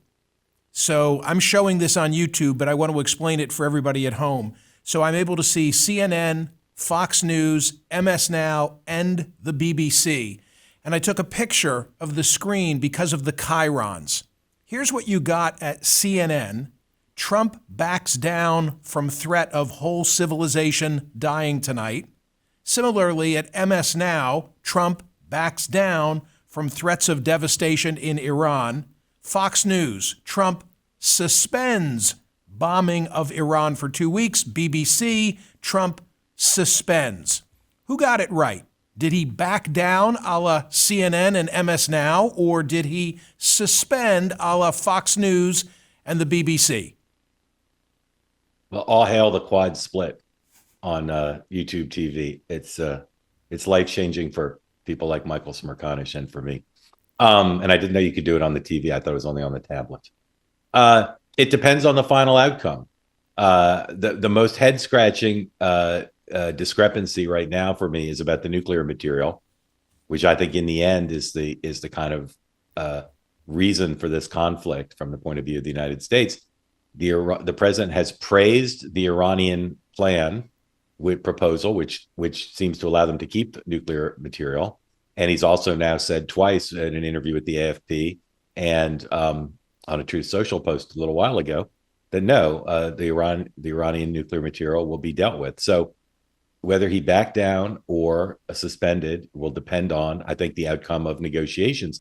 There's reasons to be very skeptical about the negotiations based on the Iranian position, but we'll have to see how it goes. Maybe the president has more leverage in these talks than it appears, but I don't think the Iranians show up if there are face-to-face negotiations bloodied and bowed and on the defensive. They seem pretty emboldened right now. So last night, the president was very upset with CNN. I watched some of this play out in real time. Perhaps you did as well during the course of Aaron Burnett's show, and then Anderson Cooper and Mediaite writes about it today, essentially saying that CNN was relying on a bogus Nigerian post pertaining to the 10 deal points that Iran said they were buying into. But I'm looking at the Washington Post today. In the 10-point proposal, it then says Trump, which Trump said was the basis for negotiations. Here we are. Iran demanded a permanent end to the war as well as any attacks against axis of resistance. According to a government statement reported by Iranian media Tuesday night, demands included establishment of a formal protocol for passage through the Strait of Hormuz. And then, to your point, the list called for recognition of Iran's right to uranium enrichment. If that's a part of the deal, then, war, what is it good for? Absolutely nothing. Say it again. Right. Well, there's a lot there. First of all, I don't think we're going to get any agreement where Iran acknowledges that they lost. Right. That's just not the nature of the regime. And it's not the nature of the American government either. And I should be clear, I don't say with any joy whatsoever. To the contrary, I'm concerned about where this stands. I think it's horrible. However, what do we know? We know that Iran seems to be ending this in a stronger position regarding control of the Strait. That's not good. That's a net loss. We know that Iran demonstrated that they can use the economic power of controlling the Strait to force something of a stalemate in a military battle, which the U.S. pretty much won decisively. Those are net losses because those embolden our enemies around the world, including Russia and China, who can't help but look at this and see American weakness. I'm sorry, that's just a reality. What's net positive already? We've sent a message to the Iranian regime that if we wish with the Israelis to kill them because we don't like how they're operating, we can. That's a net plus. We certainly destroyed some of their missile capability. We certainly destroyed a lot of their naval capability. They continue to be on the defensive regarding their terror proxies in the region. All those are net positives. And the U.S. could walk away from this conflict making the argument, I think, net, what is war good for? Those things are valuable. But the things the Iranians have gotten out of this conflict are valuable too. I'm not sure how to measure the offsets. The two key related elements, which are unknown at this point, one is the nuclear, and the other is the president has talked both in the past and in the last 12 hours, about a renaissance in the Middle East, about peace and about economic prosperity. if the Iranian government, the current Iranian government, which the president continues to laud as more reasonable, if they're willing to trade their nuclear material for sanctions relief and economic growth for the people of Iran, I think the president will make that deal. But I feel like we're a long way away from the two pieces of that deal. I think the administration would have done itself a favor if at the outset they had more clearly articulated what the goals were, so that on the ledger that you've just presented, they could say, here are the things we said we would do, and we've done them. But they were never speaking with the specificity that I would have liked. I've not had the chance to speak to you since this series of tweets by the president that Drudge and others have been eager to say shows how unhinged and unfit he has been. You may or may not know this, but on radio and in my newsletter, I've been reminding people, pardon me, of Bill Maher's comment that a crazy person doesn't live in the White House, but a person who plays a crazy person does. So now I want to ask Mark Halpern, was this all a negotiating shtick, what he's been saying through Truth Social? My default position is to not take the president seriously or literally when things like this occur. I can tell you the immense amount of pain he has caused around the world, not Trump derangement syndrome pain, not politically motivated pain, not Rhino pain, not Lisa Murkowski pain, genuine pain that his tweets have caused in all sorts of communities around the world. And you can say, so what, toughen up, it's just words on a screen. But saying he's going to eliminate the Iran civilization really has upset a lot of people, children, adults, etc. So you don't have to take it seriously. You can just say it's just Trump pretending to be crazy, or Trump, using rhetoric to get his way. But in this case, I think it's more than that. And I think when you're tallying up the damage of the war, and again, I'm not one who's been crying tears over the attempts to reformulate the relationship with NATO, but I think what has transpired has produced a new low in lack of trust between the United States, not just in Europe and NATO, but Asia allies as well. And I think those Truth Social posts have done additional damage to Donald Trump's relationship with a lot of people on the planet.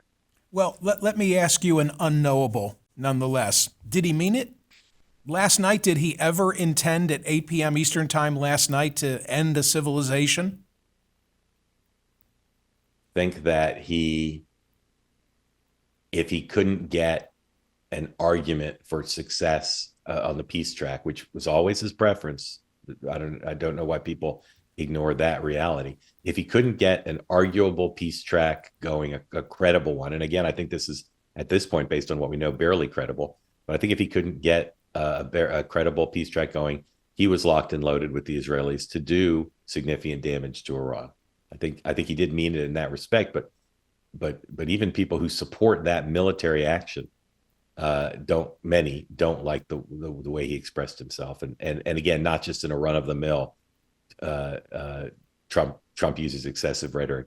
Saying he'd destroy a civilization, as I said, has really struck a chord. Whether he meant it or not, it's really struck a chord in a way that I think will do lasting damage to the president's relationship with a lot of people. So you referenced Israel. My poll question today at Smerconish.com asks whether the 2-week ceasefire is a prelude to a longer-lasting peace, and I hope and I pray, and I'm sure you do as well, that yes will be the answer, even though I'm dubious, and I can tell from what you've said, you're dubious. How do we keep Israel on the page for the 2 weeks, much less what comes thereafter? Because Netanyahu is already saying this doesn't apply to Lebanon. Well, A, it doesn't apply to Lebanon. B, there are reports that since the ceasefire, there have been Iranian attacks against other countries. C, Israel certainly still has special operations, Mossad, on the ground in Iran, maybe continuing to kill people, maybe scientists and others, maybe continuing to look for ways to foment regime change. And D, Israel's not going to be satisfied with the conclusion where Iran's nuclear program is not cut back, where its missile program is not cut back. How that will manifest itself in what they do, I don't know. It'll be interesting to see if there are face-to-face negotiations, if they're represented, or they're simply represented by the United States. But I think while there's a lot of ambiguity, I think it's pretty clear, pretty safe to say that Donald Trump in all likelihood will be willing to accept an agreement that will not sit right with Bibi Netanyahu and a lot of the Israeli people.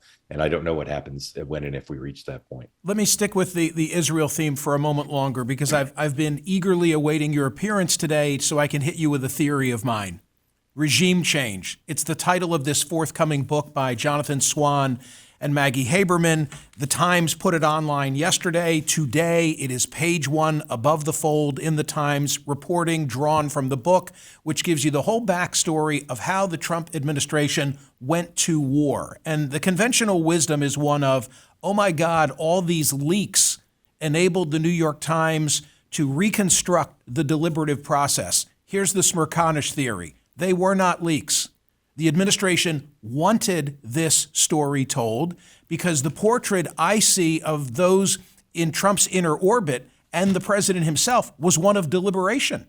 And Mark, in the February 11 meeting where Netanyahu comes to sell the war, this reporting doesn't just have quotes from people in the room. It tells you exactly where everyone was seated. There's such granular detail that I think the administration wanted you to know. Trump went around the room, and here's what Vance said, and here's what Rubio said. And, it was not him seat of the pants. Your reaction to my theory? I think it's correct. I think the most likely source for a lot of that would be the president himself, who we know sat with the authors. In terms of the level of detail, as someone who's tried his hand at that kind of narrative nonfiction, once you get an account from one person in the room, you can leverage that relatively easily with the other people. What do you mean? And you just build. If the president says, here's where Rubio sat, and here's where Hegseth sat, and here's what I said, and here's what they said, you transcribe that interview, and then you go to Hegseth and you say, we've been told on good authority that here's where you sat, and what did you say next, and is that right? And if you're careful, and these are two careful reporters, I don't have any reason to believe they didn't do it this way. If Hegseth said we all ate Cheerios, and Rubio says we all ate honey nut Cheerios, and no one else remembers, then you got to decide what to do. But if pretty much everybody agrees on the narrative, then you're golden. And my suspicion, knowing a lot about a lot of this, is the president authorized people to cooperate. So I don't think there was any. I agree with you. I don't think there was any leaking. I think this was full-blown cooperation to spell out the narrative, and that's to take nothing away from the reporters. That's just the reality of I think they were pushing, as you suggested, on an open door here. Okay, a second reaction, if I may, to the Times reporting, and thanks for playing along. There's so many details in it that I found of interest, but something is missing. Clearly, Netanyahu comes to the White House to sell the concept of going to war. They put up the flat screen. The head of the Mossad is behind them. There's a deliberative process. By the way, there's a lot of cynicism about what Israel is selling. Raisin Kane says they always overinflate where the real facts are, et cetera, et cetera, et cetera. But something missing from all of this is any account that Israel was going to act regardless of the United States, which is what Rubio said when he went to Capitol Hill 3 days after. I think it was March the 3rd, maybe it was the 2nd, goes to Capitol Hill and he says, look, this was preemptive and it was defensive because Israel was going to act anyway and we were going to get caught in the crossfire. Your thought on the fact that that doesn't show up in this reporting? I need to look more closely at the chronology, but my instinct is that these may be recounting those two. The account in the book and what Secretary Rubio said might be speaking to different moments in this process. That's my sense, but I don't know that because I haven't had time to break it down. Okay, where are we going now? Like, where are we? As you and I are having this conversation, where the hell is this story going? Well, I think a lot will depend on whether there are face-to-face talks and what the contours of what might be agreed to are right now. I mean, yesterday morning, I was very skeptical because the Iranians seemed pretty dug into the 10-point plan. I had assumed that if there were progress, it would be because the Iranians backed down. The Iranians don't seem to have backed down unless you credit fully the president's statement that they backed down on the nuclear material. So I think it's going to depend on when the negotiations begin, what what the contours of the starting points are on things like nuclear. And then what happens in the Strait? Ships have started to go through apparently, but are they paying money to Iran? So I think there's it's basically a 3-ring circus right now. It's face-to-face talks. It's what's happening in the Strait, and then what's happening between Iran and Israel and the United States. And were the things that were fired overnight after a ceasefire was announced, were those just aberrations because people didn't get the memo, or will there continue to be violations of the ceasefire? I think those are the 3 places it's probably going, and a lot will depend on what the agreement looks like, and whether it's seen as an agreement worth what just occurred, because there are a lot of costs to what just occurred: loss of American life, loss of billions of American dollars, but also a spillover for the Gulf states and life there, and people's feelings like they could be in business there and be tourists there, and America's relationships with Asia and Europe, and Iran sending the opposite message of what I think this war was primarily about, which was sending a message to China about Taiwan, sending a message to Russia about Ukraine. It's hard to imagine Putin and Xi looking at this and saying, wow, we better not defy America. And that's super unfortunate, because that's the big casino. As important as it is to deal with Iran, having the right relationships of strength with Russia and China is the most important thing for America's security. And I don't see how that was enhanced here at this point. That is a really important point. Anything we can promote for you? Thank you so much for being here every Wednesday in the 3rd hour of the program. Where else can people find Mark Halpern? On Next Up, I know you're interested in this, so I'll just tell you one thing because you're generous to ask. My April edition of 8 for 28, the 8 most likely Democratic presidential nominees in 2028, is out now. You can watch me explain it on Sirius XM's on Next Up, and you can watch it on YouTube or listen to it as a podcast. And a lot of movement this month, including 3 people moving up: Kamala Harris, Pete Buttigieg, and Rahm Emanuel, all moving higher. And I walk through why that is, and some people moving down. So I recommend it to you. Maybe it'll still be timely to talk about next week with you. When will you rank the GOP side of the aisle? I know heretofore you've thought it was a foregone conclusion. It's Vance, maybe Rubio, who knows? But what does it really matter? Have you changed your tune? Yeah. Well, I'm not ready to produce 8 names, but what I am ready to do is get around to writing up all the notes I have about how things have fundamentally changed. Not because so much that Rubio would ever challenge Vance, because I still don't think he will, but I think there's significant changes in Vance's standing in the world, such that I don't think it's a foregone conclusion anymore the way I did. He's still the odds-on favorite, and I still think if Trump endorses him, all this will be water under the bridge. But I've got a lot of reporting that I just haven't had time to write up, mostly because of the war and spring break with my family. But when I get to that, that'll be kind of my first putting down the marker. And I'll talk about other names, probably not a list of 8, but I'll talk about other names that are more likely to challenge Vance than Rubio. Mark, thanks for all of that. We appreciate you. Okay, good to be with you. Thank you, Michael. Mark Halpern is here in the 3rd hour of every Wednesday's program. I just want to button up something that I was discussing with Mark, and that is, and I think we've got the video, the audio as well from last night. This is during the course of Anderson Cooper's program, and he's explaining. Let me actually set this up by relying on Mediaite. President Donald Trump is lashing out at CNN for airing a statement from Iran on the newly announced ceasefire, which the network insists is indeed genuine. So this plays itself out where CNN goes with reporting and says, hey, there's this 10-point plan, and this is what was the predicate for Iran to enter into the ceasefire. The Trump response is to say, you're relying on some Nigerian fake news website. And that plays out during Aaron Burnett's program, and then during the course of Anderson Cooper's program, he revisits the subject, but now he has CNN correspondent Matthew Chance with him, and this is what then ensues.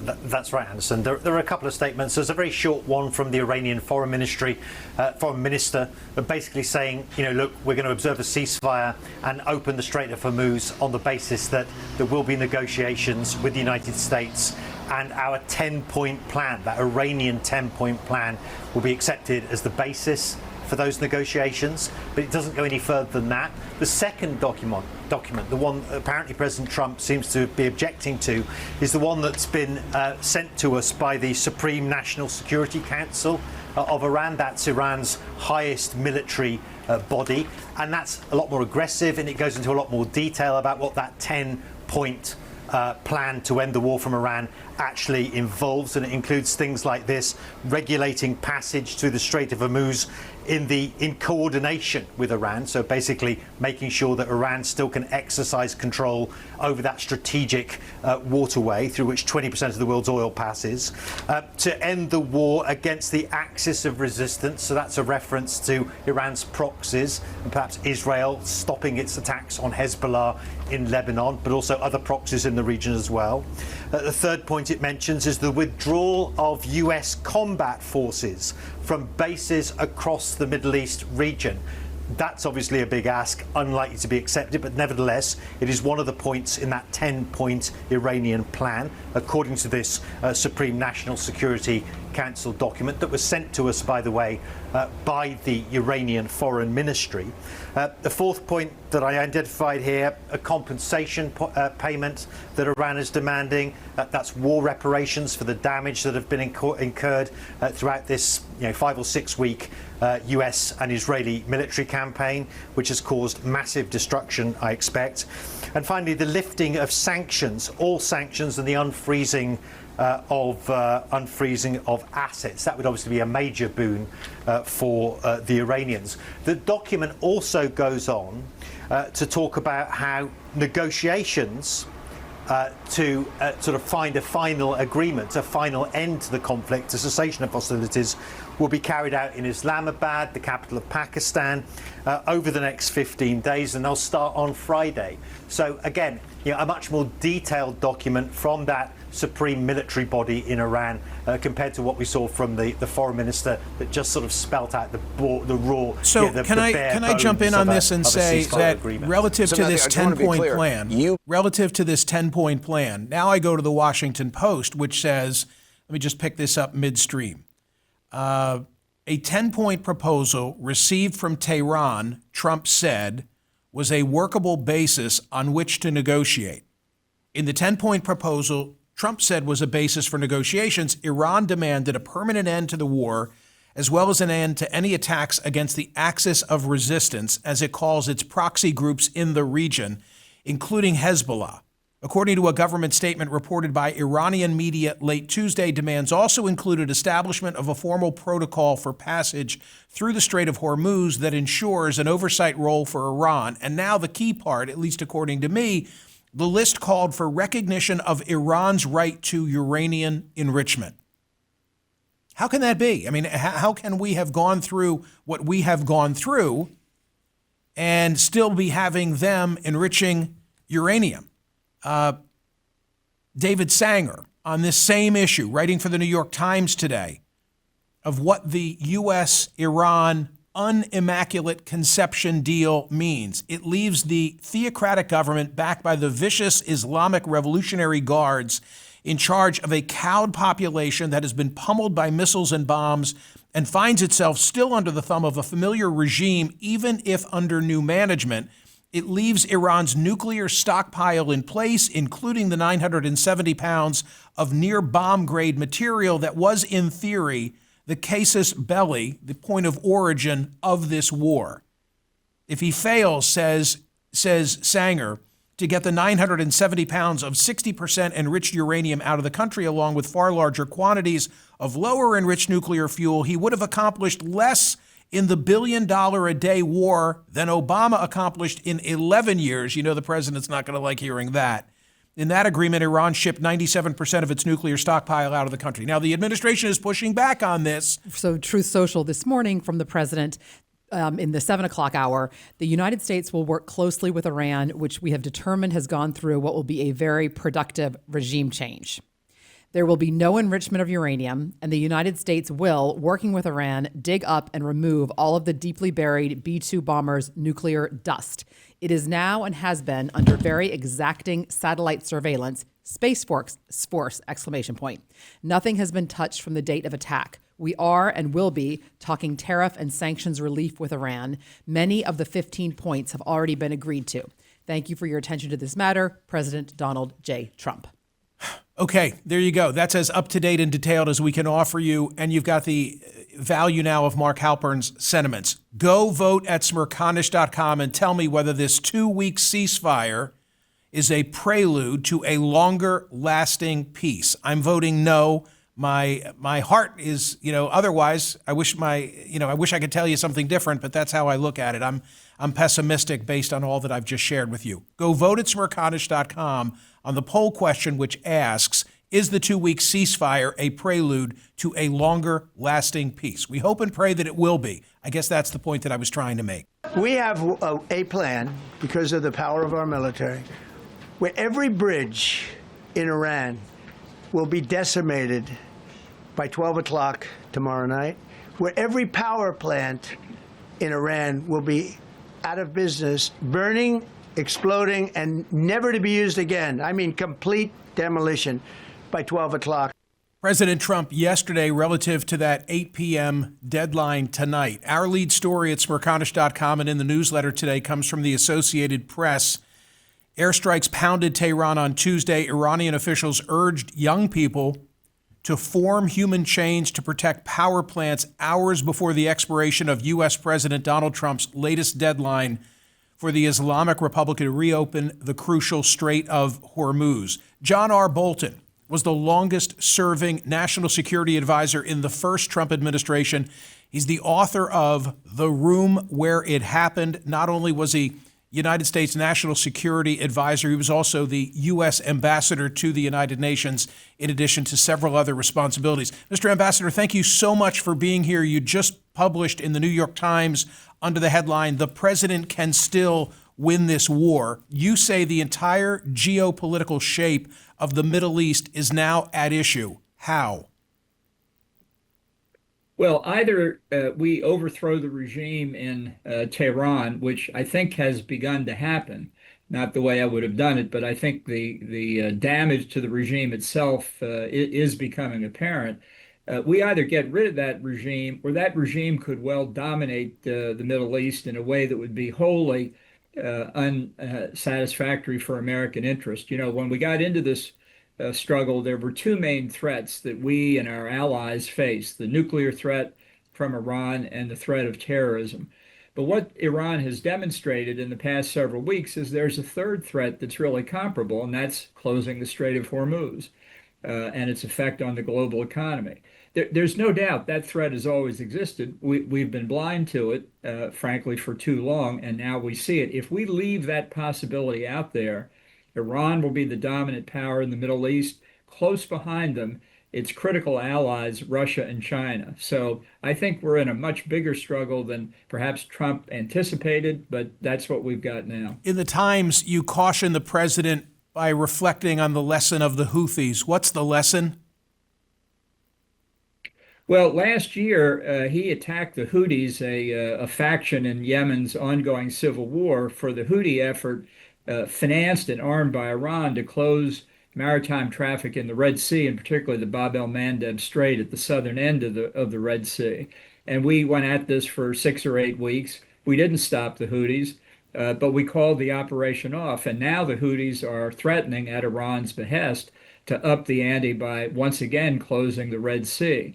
So this is an example, I think, of how the shape of the Middle East will be fundamentally different. In many respects, we're now at the point of seeing that this is like the Iraqi invasion of Kuwait in 1990. We didn't want Saddam Hussein to control Kuwait's oil or potentially Saudi Arabia's. Now, with Iran as a toll keeper on the Strait of Hormuz, it controls all the oil of the Gulf unless we stop it.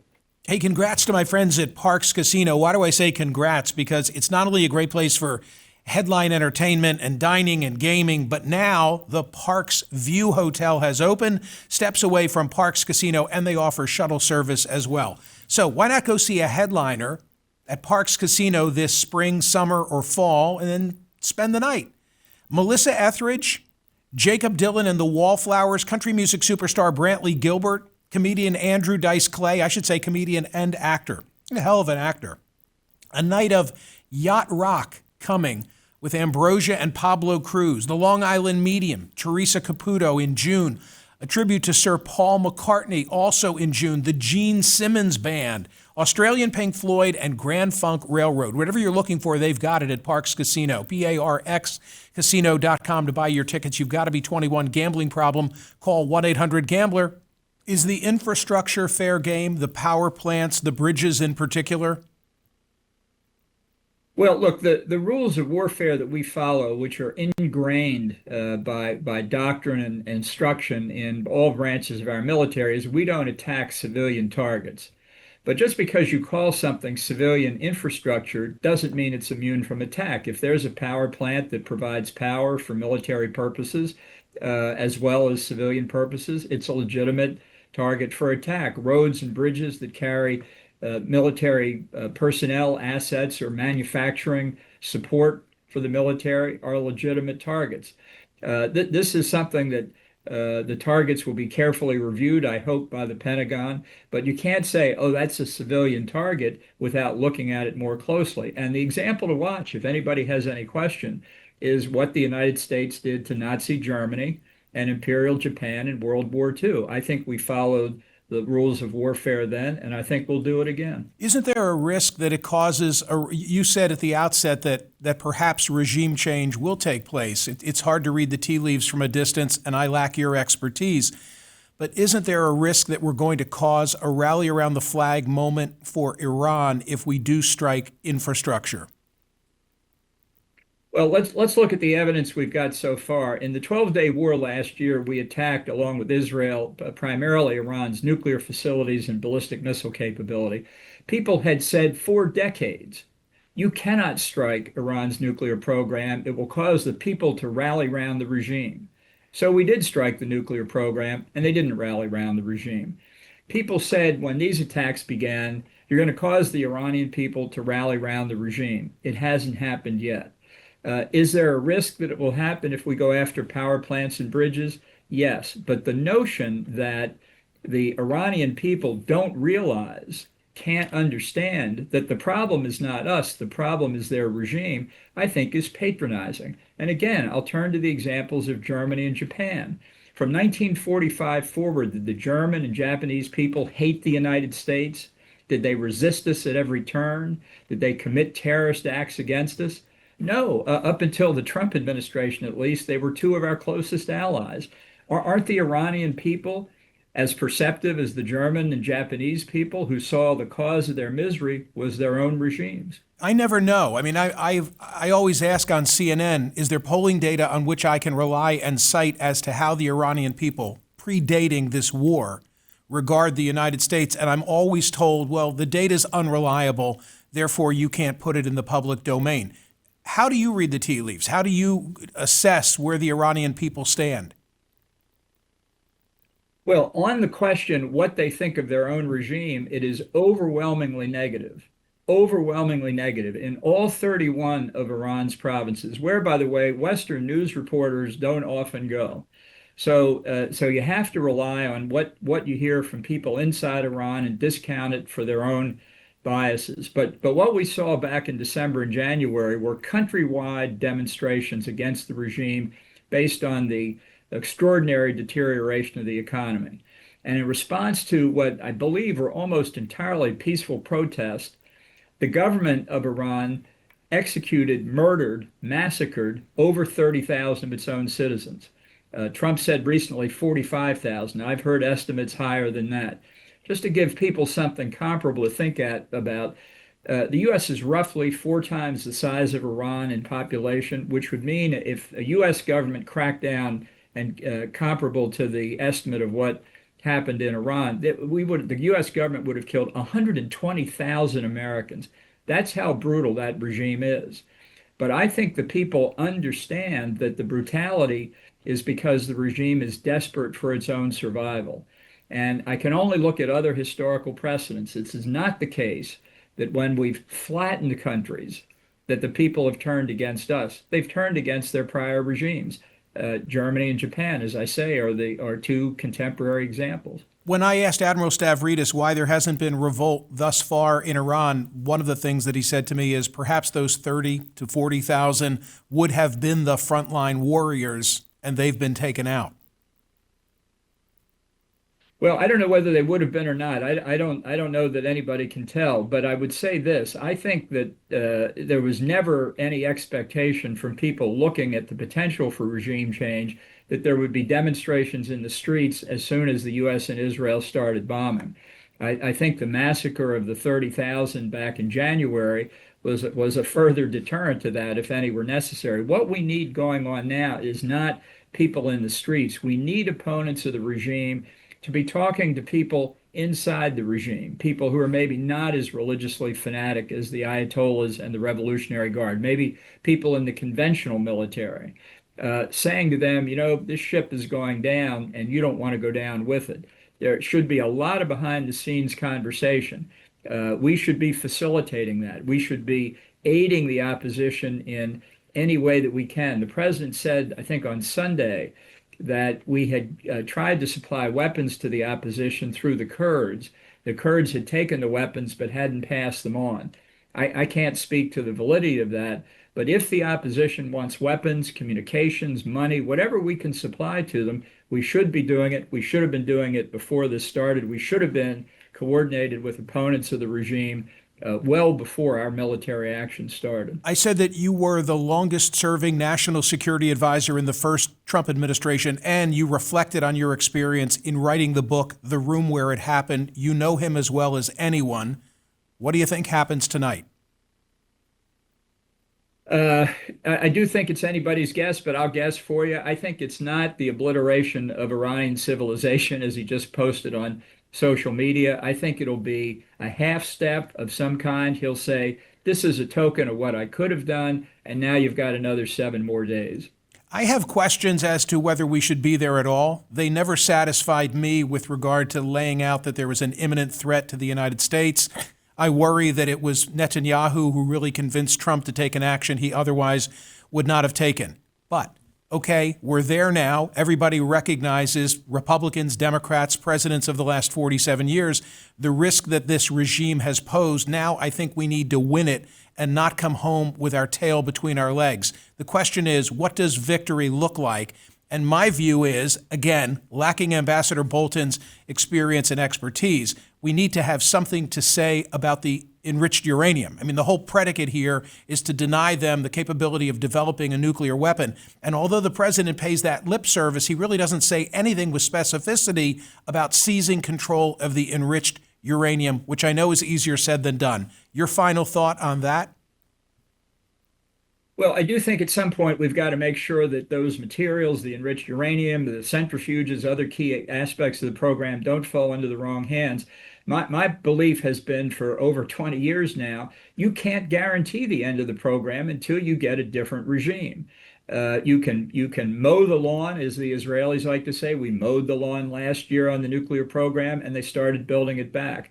If that regime, wounded beast though it may be, survives in power, it will again recast its terrorist networks. It will again rebuild its nuclear and ballistic missile programs, and it will know, if we don't break its hold over the Strait of Hormuz, that they can do that too, which is just one last point. If we don't militarily break their hold on the Strait now, the next time they close it, who will open it?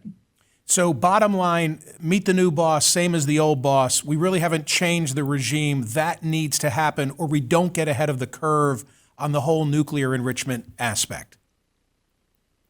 It'll be like Groundhog Day. In a few years, maybe even less, if Russia and China really help Iran even more than before, we'll see the same threats that we saw before this military action started. Ambassador Bolton, thank you so much for being here. I really appreciate your expertise.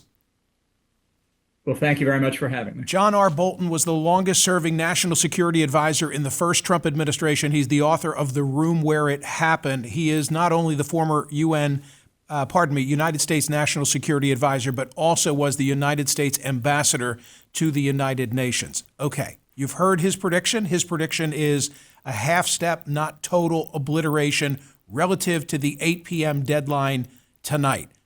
Okay, so the Truth Social post that Ambassador Bolton is referring to, I have in my hand, and we'll show it for the benefit of those watching on YouTube. A whole civilization will die tonight, never to be brought back again. I don't want that to happen, but it probably will. However, now that we have complete and total regime change, really, where different, smarter, and less radicalized minds prevail, maybe something revolutionary, wonderful can happen. Let me read that last line again. However, now that we have complete and total regime change, he said that. I don't think that's the case. We have a leadership change. We don't have regime change. Stick to the script, Michael. Okay, I will. Okay. Who knows, all caps? We will find out tonight. One of the most important moments in the long, man, he's laying it all on the line, isn't he? I mean, he's really building for the final episode of the TV show tonight. We go to season 2 after this. One of the most important moments in the long and complex history of the world, 47 years of extortion, corruption, and death will finally end. God bless the great people of Iran. God bless the great people of Iran. I hope that there's a human factors, a psychologist, psychiatrist who have a hand in this in terms of the wording and what should be said to cause impact with the Iranian people. All right, you've heard from Ambassador Bolton and you've heard from President Trump. What is about to unfold? Ambassador Bolton said he thinks it won't be total obliteration. It will be a half step. A half step. What do you think? Hey, gang, there's an Easter egg. There's an added benefit in today's relaunched Smerconish.com daily newsletter, and it's an essay from our friend Richard Clarke. He who advised 3 American presidents on matters of national security and was the nation's first cyber czar. Richard Clarke served for 30 years in national security roles in the U.S. government, including 10 years in the White House under those 3 presidents. Today, he's the CEO of Good Harbor Security Risk Management. The headline on his essay, America's Mistaken Wars, a Personal Reflection. It begins this way. Fewer than 5 years had passed since my father's return from the war in the Pacific, where at one point his base had been bombed nightly when I was born. Richard Clarke joins me now. Why did you choose to write in such personal terms at this stage? Well, Michael, I wanted to reflect on a life as an American citizen over the last 75 years, a life of America at war. About half the time I've been alive, America has been at war in one part of the world or another. And I wanted to step back from this current war and ask ourselves, why is it that that's always the case? There are people much younger than me who have had America at war virtually all of their lives in either Iraq, Afghanistan, or Iran. What is it about the United States? What is it about our people, our form of government, our form of politics that makes us constantly be at war? And many of these wars have not been good ones, Michael. They have been disastrous. They have been poorly thought out, with little strategy, little analysis. The military execute them very well since Vietnam.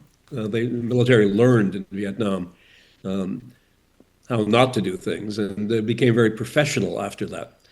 So I'm not talking about the military. I'm talking about the political leadership of our country and the bureaucrats who are supposed to be professionals. And it transcends parties, right? It transcends parties. Oh, president doesn't seem to matter. Doesn't seem to matter. Doesn't seem to matter. The Vietnam War was launched by Democratic presidents, although the last 2, the Iraq War and the current Iran War, were launched by Republicans. But this is not about partisanship. It's about how we govern and how we use the incredible power that we have created. You know, I have a lot of friends in other parts of the world, and they love America. They want to love America. And they look at us and they say, what's happened to your country? Why are you constantly making such stupid mistakes? Any other country would have thought this out. You, with all of your power, keep making these terrible errors. You know, Michael, there was a Scottish poet, Robert Burns, who said, in a poem something like, "Oh, if there would be a power to give us the gift to see ourselves as others see us, it would from many a blunder free us." Well, if we see ourselves as others see us right now, we're a blumbling idiot going around destroying countries, destroying whole regions of the world, and not benefiting ourselves from all of that. We can't just continue in this way. We have to step back from the current war, perhaps when it is over, if it ever is, and ask ourselves, is there something we can do systemically, to prevent this sort of error? Hey, exciting news from my friends at Parx Casino, my casino of choice, because now you can go watch great headline entertainment and you can sleep over. The Parx View Hotel has just opened, steps from Parx Casino and offering shuttle service. Tickets available for these headliners at Parx Casino. Grammy winner Melissa Etheridge on April 18, Jacob Dylan and the Wallflowers on May 14, country music superstar Brantley Gilbert coming on May 15, comedian Andrew Dice Clay and a great actor May 16. How about a night of yacht rock with Ambrosia and Pablo Cruz? Yeah, May 29. Then the Long Island Medium comes in on June the 6th. Teresa Caputo, a Paul McCartney tribute, the Gene Simmons Band, Australian Pink Floyd, Grand Funk Railroad next November. Tickets are available now for all these shows. PARX.com, ParxCasino.com to buy tickets. You've got to be 21. Gambling problem, call 1-800-GAMBLER.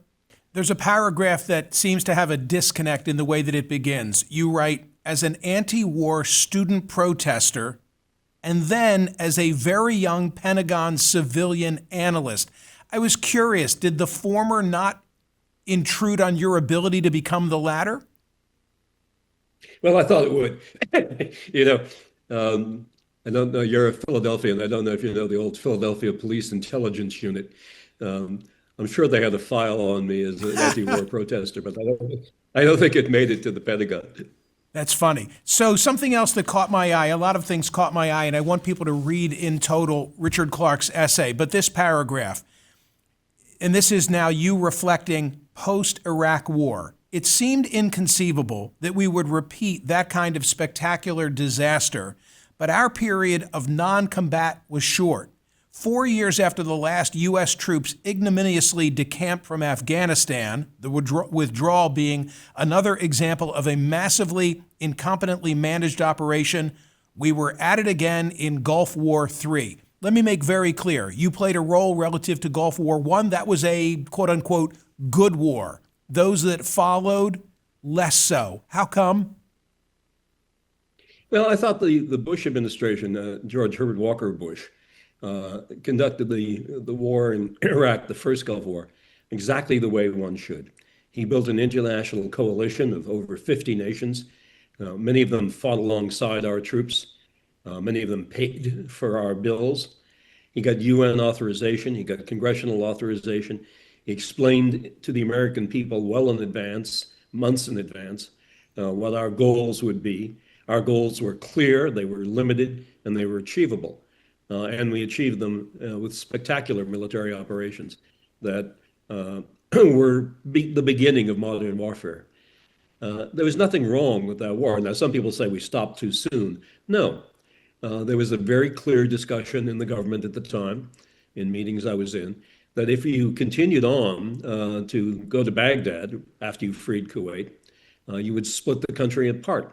And people in those meetings included Dick Cheney and Colin Powell. And they were saying, no, we should never do that. A few years later, 8 years later, they did. Richard Clarke writes, reflecting across 75 years, America has been at war almost half the time. 3 times, Vietnam, Iraq of '03, and Iran, those wars have been ill-conceived and poorly conducted by the president. Each of those 3 times, the war has been unpopular at home, highly destructive of our relations abroad, and led to an even more massive national debt. The wartime presidents, Johnson, Nixon, George W. Bush, and Trump, all had personal character weaknesses that contributed to their decisions to fight and to continue the wars. So I go back to your original premise and question, why are we constantly at war? Is it because of our commander-in-chiefs? Well, the way the system is set up, it very much is because of our commanders in chief. They have complete authority. Congress does very little to limit it. And unfortunately, several of our commanders in chief had personality flaws. Now, when people say to me, you've worked for a lot of presidents, you've known a lot of presidents, what is it you look for in a president? Is it they were a governor, they were a senator, they had foreign experience, they were in the military? No, it's character. Character is the most determining factor about whether a president will do a good job or not. If they have an overweening ego, or if they have an imposter syndrome, if they have some sort of inadequacy feeling, that manifests itself later. They personalize the wars. They personalize the national security issues, and it becomes a test of their ego, a test of their machismo, and that doesn't turn out well. Maybe it comes with the territory, because by definition, I'm just playing devil's advocate with you. I don't have an answer, but maybe by definition, you have to be a risk taker to run for office and to run for the presidency. And with that comes some type of personality characteristic that leads one to be more apt to go to war. Does that fit? Oh, that's absolutely true. All of our presidents, unfortunately, have been men, and I'm sure they're all men who had very high testosterone levels, or else they wouldn't have made it through all of the political gambits to get there. But some of them had that sense, like George H.W. Bush, to ask questions, to listen to experts, to know that this was not a simple thing they were doing. This is one of the most complicated things anybody can do. And so you test, you analyze, you re-examine, you bring in outside experts, you hear the case against, you red team, you plan, you see what could go wrong. And he did all of that. The other presidents did not. Richard Clarke, is there a contrarian argument that says, yes, the United States has been at war, and I think you reminded in here, all but for a 15-year time period coming. Yeah, here it is. I should read this aloud as well. America was so traumatized by the Vietnam experience that it shied away from major conflict for 15 years, a seemingly short period by some standards, but the longest period of major non-combatant activity since 1942. Is there an argument to be made that, thank goodness, the United States has been willing to play this role and to put troops in harm's way to be the police person of the world? Where would we be if the United States had not engaged in this type of military conduct? Well, we would have had a Vietnam that was united, prosperous, semi-capitalist, a tourist haven where Americans would want to go. That's what we have now. Okay, that's the case of Vietnam. That's the case of Vietnam. But is there not something to be said for the United States wielding a big stick every once in a while? Yes, absolutely. But doing it wisely. I'm not advocating that we're not that we shouldn't be the leader of the free world. I'm not advocating that we have a small military. I'm not advocating for isolationism at all. I want America to be a leader in the world. I want us to have forces that are capable of doing the amazing things that they can do, like rescuing that pilot over the weekend. But I want them to do it in coalitions with other governments. I want them to do it smartly, wisely, drawing on the authorization of the Congress, drawing on the authorization of the UN when we can get it, although that's hard. But not just blundering ahead because one man wants to do it. This is the way that you conclude your essay. Can we engineer a way in which we can use our great power as a nation to make the world a better place, to be part of global governance without blundering into needless and unsuccessful wars? How do we do that? I'm not sure I know. I have ideas. I didn't include them in the essay because I want to stimulate discussion here.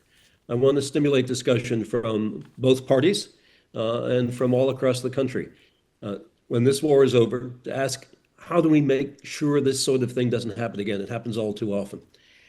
And if I put out proposals now, people will focus on the proposals and they'll nitpick the proposals. I would rather give us all a problem to discuss as a nation.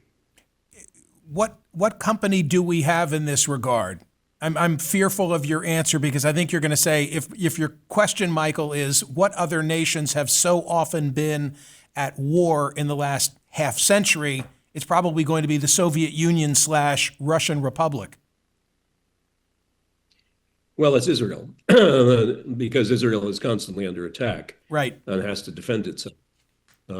Historically, of course, it's Rome. And, people have made invidious comparisons between the United States and Rome, and they talk about the fall of Rome and say, oh, the fall of the United States is at hand. It's not. We are still the strongest country in the world economically. We have a resilient political system. We have a great population of highly skilled people and great warriors. So I don't think we're going anywhere. And I don't want us to. I want us to lead the world. But I want us to lead the world in a way that creates progress, not that periodically destroys an entire country and an entire region and gets nothing out of it. America's Mistaken Wars, a personal reflection. Thank you for allowing me to publish what you authored. It's terrific. It's a deep think, and I think people will really enjoy it. So thank you, Richard Clarke, as always. Thank you, Michael, and congratulations on the new newsletter. You were a big part of the launch, so we appreciate that. Day one. Thank you, sir. Good news over Easter weekend. U.S. commandos rescued an aviator early on Sunday, Easter Sunday, 200 miles deep inside Iran after his F-15E Strike Eagle had been shot down on Good Friday. I'm a sponge for information about this, can't get enough, and I must not be the only one, because in the story that I posted in the #1 position today in the Smerconish.com daily newsletter, it was a 4-person byline from the Wall Street Journal, chock full of details. And as I look at my page one above the fold print version of the New York Times, similarly, a huge contribution of talent from the Times, 4 or 5 different authors. The 2 crew members ejected from their fighter jet just seconds after it was hit by Iranian fire. The F-15E Strike Eagle, the first fighter jet lost to enemy fire in the war, crashed violently to the ground. The Air Force officers were deep in hostile territory on Friday morning, alone and armed only with pistols. The plane's pilot was in constant communication with his unit and rescued about 6 hours later by a force that included attack planes and helicopters that came under heavy fire, so said military officials. But the aircraft's weapons systems officer was missing. In the chaos of the ejection, a violent life-saving maneuver, he'd become separated from the pilot, setting off a vast search that became the primary focus for the U.S. military troops and CIA officers across the entire theater for 2 days. How was he able to survive for those 2 days? Well, to a different story, this one from the Wall Street Journal, I go, how elite American forces are trained to survive behind enemy lines. And this story begins this way. Elite U.S. military aviators and special forces undergo intense training for the prospect that they are trapped behind enemy lines, like the F-15 crew member rescued in Iran. It's called SEER, and it stands for Survival, Evasion, Resistance, and Escape. And then further along in this story, there are quotations from David A. Deptula, a retired Air Force lieutenant general who's now dean at the Arlington, Virginia-based think tank Mitchell Institute for Aerospace Studies. General Deptula joins me now. General, thank you so much for being here. You said to the Wall Street Journal, for aviators, the military considers SEER important because pilots can end up alone and behind enemy lines. This, which played out the weekend behind us, is exactly what you trained for, true? Yeah, absolutely, Michael. It's critical training because you never know when you're going to get surprised, as these 2 aviators did, and they're going to have to rely on their instincts. And that's what training's all about, to provide the no thought reaction that's required to be able to survive. Let's break down the acronym SEER, survive. Talk to me about the survival skills that are taught. Well, survive is probably the easiest one to talk about because it's one that your audience would understand. If you go out into the wilderness or you're dropped out into the wilderness with no access to the conveniences of daily life in a metropolis, what are you going to do? If you don't have access to a grocery store, what are you going to eat? Learning how to survive, where to get water is of critical importance. And then depending upon the timeline that you're going to have to be there, you're going to have to figure out how to gain substance as well. That's the pretty basic portion of this. And it is something that I think people are very much aware of. What are you at liberty to tell us relative to the training, the SEER training, and maybe with an eye toward survival? Is there a part of the routine training where an individual gets dropped in the woods and all of a sudden they're on their own for some period of time? Absolutely. That's a very good analogy. And there's a location where pilots go to. I mean, I went through SEER training 1976, so I'm dating myself, but it's the same location. And that's exactly what they do. They take you out into the woods, they drop you off, and they say, hey, we'll pick you up in 3 days. And so all the techniques are provided to allow you to survive. Now, when we get into the other ones, it's a little more difficult to get into detail because clearly, a lot of those techniques are ones that, you don't want the adversary to be aware of. But the survival one's pretty straightforward. Hey, exciting news from my friends at Parks Casino, my casino of choice, because now you can go watch great headline entertainment and you can sleep over. The Parks View Hotel has just opened steps from Parks Casino and offering shuttle service. Tickets available for these headliners at Parks Casino. Grammy winner Melissa Etheridge on April 18, Jacob Dylan and the Wallflowers on May 14, country music superstar Brantley Gilbert coming on May 15, comedian Andrew Dice Clay and a great actor May 16. How about a night of yacht rock with Ambrosia and Pablo Cruz? Yeah, May 29. Then the Long Island Medium comes in on June the 6th. Teresa Caputo, a Paul McCartney tribute, the Gene Simmons Band, Australian Pink Floyd, Grand Funk Railroad next November. Tickets are available now for all these shows. PARX.com, parkscasino.com to buy tickets. You've got to be 21. Gambling problem, call 1-800-GAMBLER. Well, with regard to what the Journal wrote, I'll just get you started down this road, and I understand you're not at liberty to discuss it in detail. Evade. Each mission plan includes contingencies for a rescue that are agreed in advance of a flight by the aviator and the home base. Can you say anything more about that, General? Well, again, evade is, you might imagine that as soon as an aircraft goes down, the adversary is going to try to reach it as rapidly as possible. So, in the short run, what evade entails is getting away from the aircraft as rapidly as you possibly can without leaving any tracks and finding a location that you can hide from the adversary while the rescue forces are coming out and trying to identify where you're located. General Deptula, in the case of what happened this weekend, would where you had two who ejected, but they ended up in different places, and maybe you'll speak to that. But would one of their objectives be to find the other or not? Because that might be instilling more harm, more risk if now there are two of you seeking to find one another instead of to find a rescue. Well, you just answered the question, Michael, very well. Look, it's not about. I'll just say that there are a variety of different considerations that go into answering that question. But the fact of the matter is these two aviators were separated, and back to the evasion piece, the initial concern is not getting discovered by the enemy. Escape. The idea is that so that if they go down, they can get home safely, says a SEER trainer. on an Air Force video from Washington's Fairchild Air Force Base, where the program is headquartered. What type of escape techniques are you at liberty to say they train on? Well, I'm really not going to go into escape techniques because we got an ongoing conflict, and we got individuals who might end up in this same situation.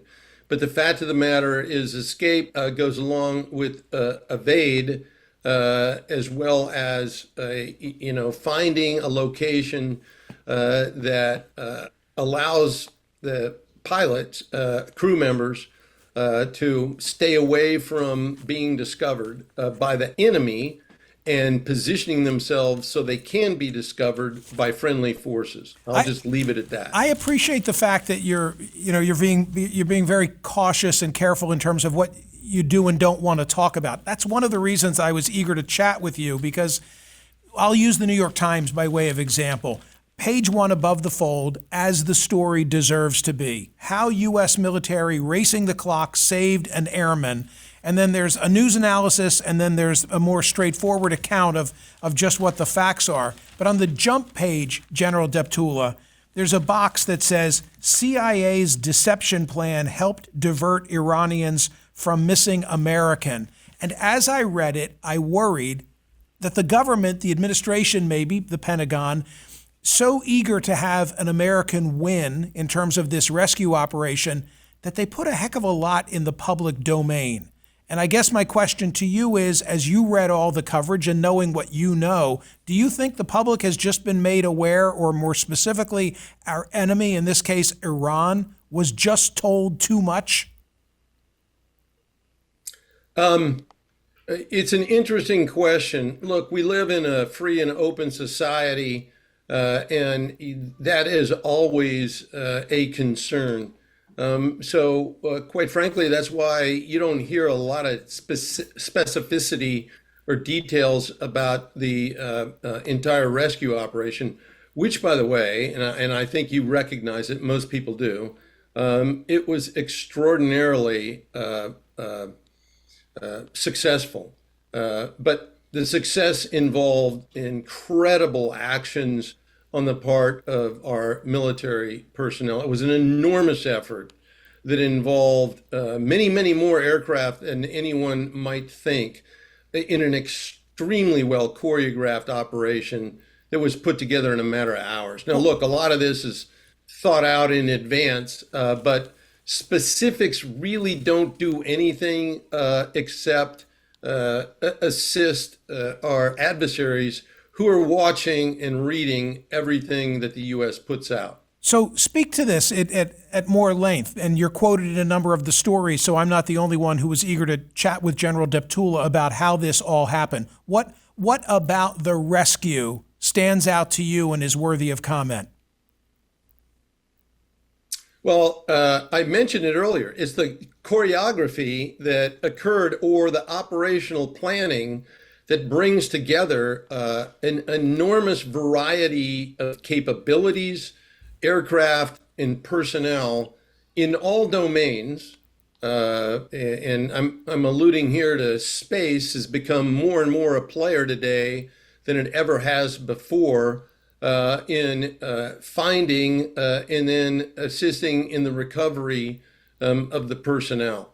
It was really, really incredible. Here's an illustration from the Wall Street Journal. Troops led by Central Command brought a devastating array of firepower to keep its enemy at bay. 4 B-1 bombers, part of a larger air armada, dropped nearly 100 2,000-pound satellite-guided bombs, according to 2 U.S. officials. MQ-9 Reaper drones also struck suspected fighters as they approached within kilometers of the aviators' hiding site. Yep. All that sounds feasible. And like I say, you just described a variety of different aircraft that some people might not initially think would be involved.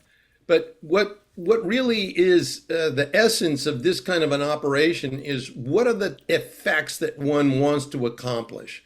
And then the planners work backwards to look at what capabilities that can be brought to bear to to accomplish those objectives. In this case, locating the second airman became a very high-risk, multi-layered operation that involved deception, as you mentioned, special ops forces on the ground, heavy air cover, and lots of direct strikes to block Iranian forces from closing in. And then there is the ability to be flexible. You've read about the two C-130 aircraft that were initially used in the extraction becoming stranded. And so, okay, how are we going to go in? What are we going to use to go back in and pick up those forces and get them out? And then later, there's a lot of unique equipment on those aircraft. So then they need to be destroyed by U.S. forces to prevent them from falling into enemy hands. So lots going on. And I go back to my point that I made earlier about SEER training, and that's it. You have to plan in advance, and you have to be trained to accomplish these ends. And that's what this mission underscored, is both the dangers of operating over hostile territory, as well as the extraordinary lengths that the U.S. military will go to recover its own. Destroying the equipment was a reminder to me of SEAL Team 6 and Abbottabad and the helicopter that went down, that not only did we abandon, but we did our best to blow up on the way out the door so that technology couldn't fall into the wrong hands. No, that's exactly right. It's a very good analogy, and it's been done before. I was the director of the Combined Air and Space Operations Center during the opening stages of Enduring Freedom, our response to the 9/11 attacks, and similar thing happened when one of the special operations helicopters went down, and we had to essentially destroy it as well. So it's not a surprise, and those are plans that are in place during any conflict like this. Lieutenant General David Deptula retired from the U.S. Air Force, former Chief of Air Force Intelligence, Surveillance, and Reconnaissance, now Dean of the Mitchell Institute for Aerospace Studies. General, you said something a moment ago that I want to underscore, and that is we're talking about a lot of very expensive equipment and a lot of personnel being used in the follow-up and the search for this one airman. But in the hunt for one of our own, and everybody has heard the ethos, leave no man behind, leave no soldier, no person behind, cost is not a consideration, right? It was a full court press to find this individual. Absolutely, and thanks for bringing that up, Michael, because this event embodies American military personnel's solemn commitment to one another and to the mission, willingly risking, and if necessary, giving their lives to save others. It's that devotion, that discipline, and that sense of duty that remains among the finest quality of the American military. And I imagine that this case will now be used as a textbook example of what, to go back to where we started, SEER training is all about and why it's so important. Yep, that's exactly right. This is one area where we do a very good job in learning lessons and then teaching those who come behind and provide them with the information that's necessary for them to survive, escape, and return. General Deptula, thanks so much for making time for us today. I really appreciate it. Absolutely. Have a great day, Michael. Thank you, sir. You too. Lieutenant General David Deptula. I know this audience, it never disappoints. I'd love to hear from those who've gone through SEER training. I know you can't reveal all aspects of it. I wouldn't ask you to, but surely there's a story in there. TC, we're going to put you out in the woods for 3 days. Right. Did you do SEER training? No, not at the SEER North training. Carolina School of Science and Math? No, but I don't know. Outward bound. I peg you for an outward bound person. I went to camp. I went to summer camp. We talk about Wyandotte here a lot. I did not do outward bound. I did some, woods training, some junior Maine guide training, as they called it then. But no, I did not do that. So I could start a fire. I wasn't thrown into the woods and told to come back in a day, because I'm fascinated by that. I, like you, I'm fascinated by every detail, and then I get very nervous that we shouldn't know too much. So, yeah. Oh, I'm part of the problem because Yeah. I'm reading. You wanna know it all. I want to know it all, and I'm reading. You're booking guests, like, and I'm reading on the Easter stories, Sunday, right? And then I find myself saying, I don't know if we should have known all that. And here's an illustration of what I was talking about with General Deptula. Julian Barnes writes this for the New York Times. Headline, CIA's deception plan helped divert Iranians from missing American. The CIA, which traditionally assists the efforts to rescue American pilots trapped behind enemy lines, but that might not initially occur to you, but the CIA gets that call right away, right? Because unlike the FBI, they're operating on a global That did not occur to me. footprint, right. They developed a deception plan to buy time to find the airman by keeping the Iranians away from where he might be, according to a senior administration official. The official and others spoke under the condition of anonymity to discuss a sensitive rescue operation and intelligence collection. Okay, I like it. So far we're told there was some deception tactic or technique used by the CIA to throw the Iranians off the scent of this airman that we were looking for. Now let me continue.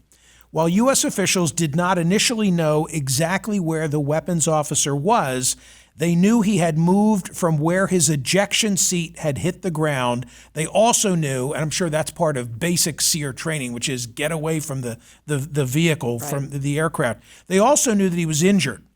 While it is unclear exactly what the deception plan involved or how successful it was precisely, the CIA campaign aimed to spread word in Iran that the airman had been found and was moving out of the country in a ground convoy. Yes. That's where I got to the point. I thought, oh, did they? And now you're going to call me and you're going to say, Michael, well, why are you repeating it? This horse is out of the barn. It's everywhere. Right. Did we really need to know that level of detail? Moving out of the country in a ground convoy. The hope was that the Iranians would shift their search efforts from the place where the airman was thought to be to the roads out of the region. Mm-hmm. And that's the part that I read and I said, and I have Lone Survivor on the brain because I recently went down that rabbit hole with R.J. Schneiderman. Listen to that or watch it on YouTube if you missed it.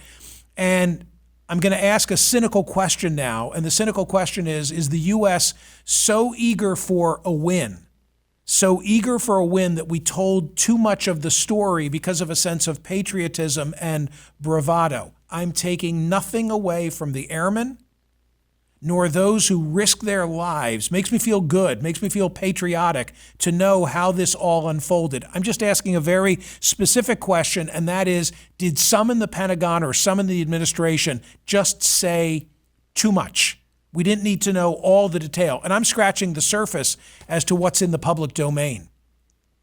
Call me about SEER training, and call me about that specific question, where we just told too much about this heroic recovery mission. I'm at 855-486-1776, 855-486-1776. How the U.S. military racing the clock saved a downed airman in the mountains. That's been our focus for this portion of the program.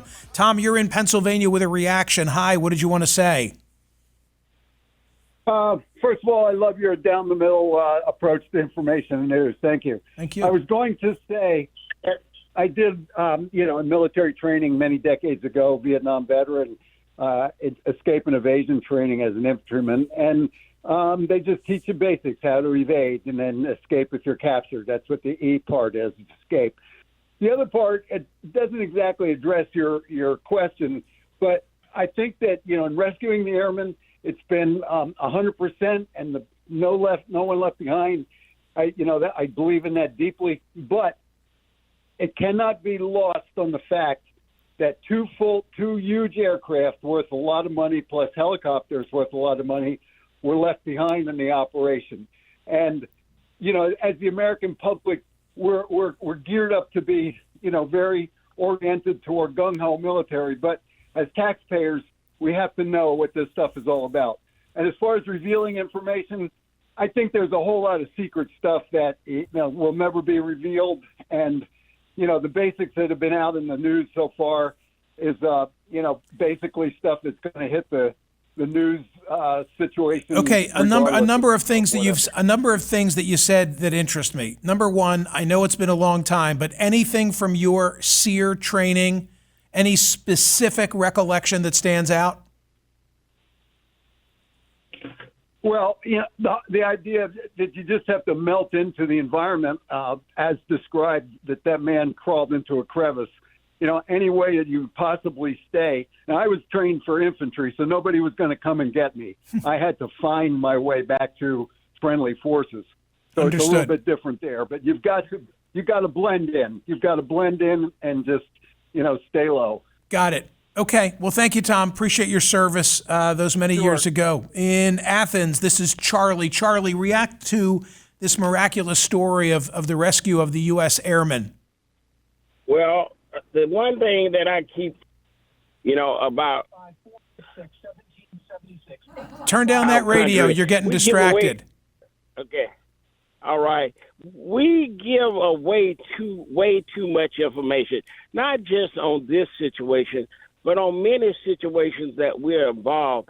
The counter spies, all they have to do is read the news or listen to the podcast and stuff, and they get a lot of secrets that should never be out there. Well, maybe this is okay. People have gotten so.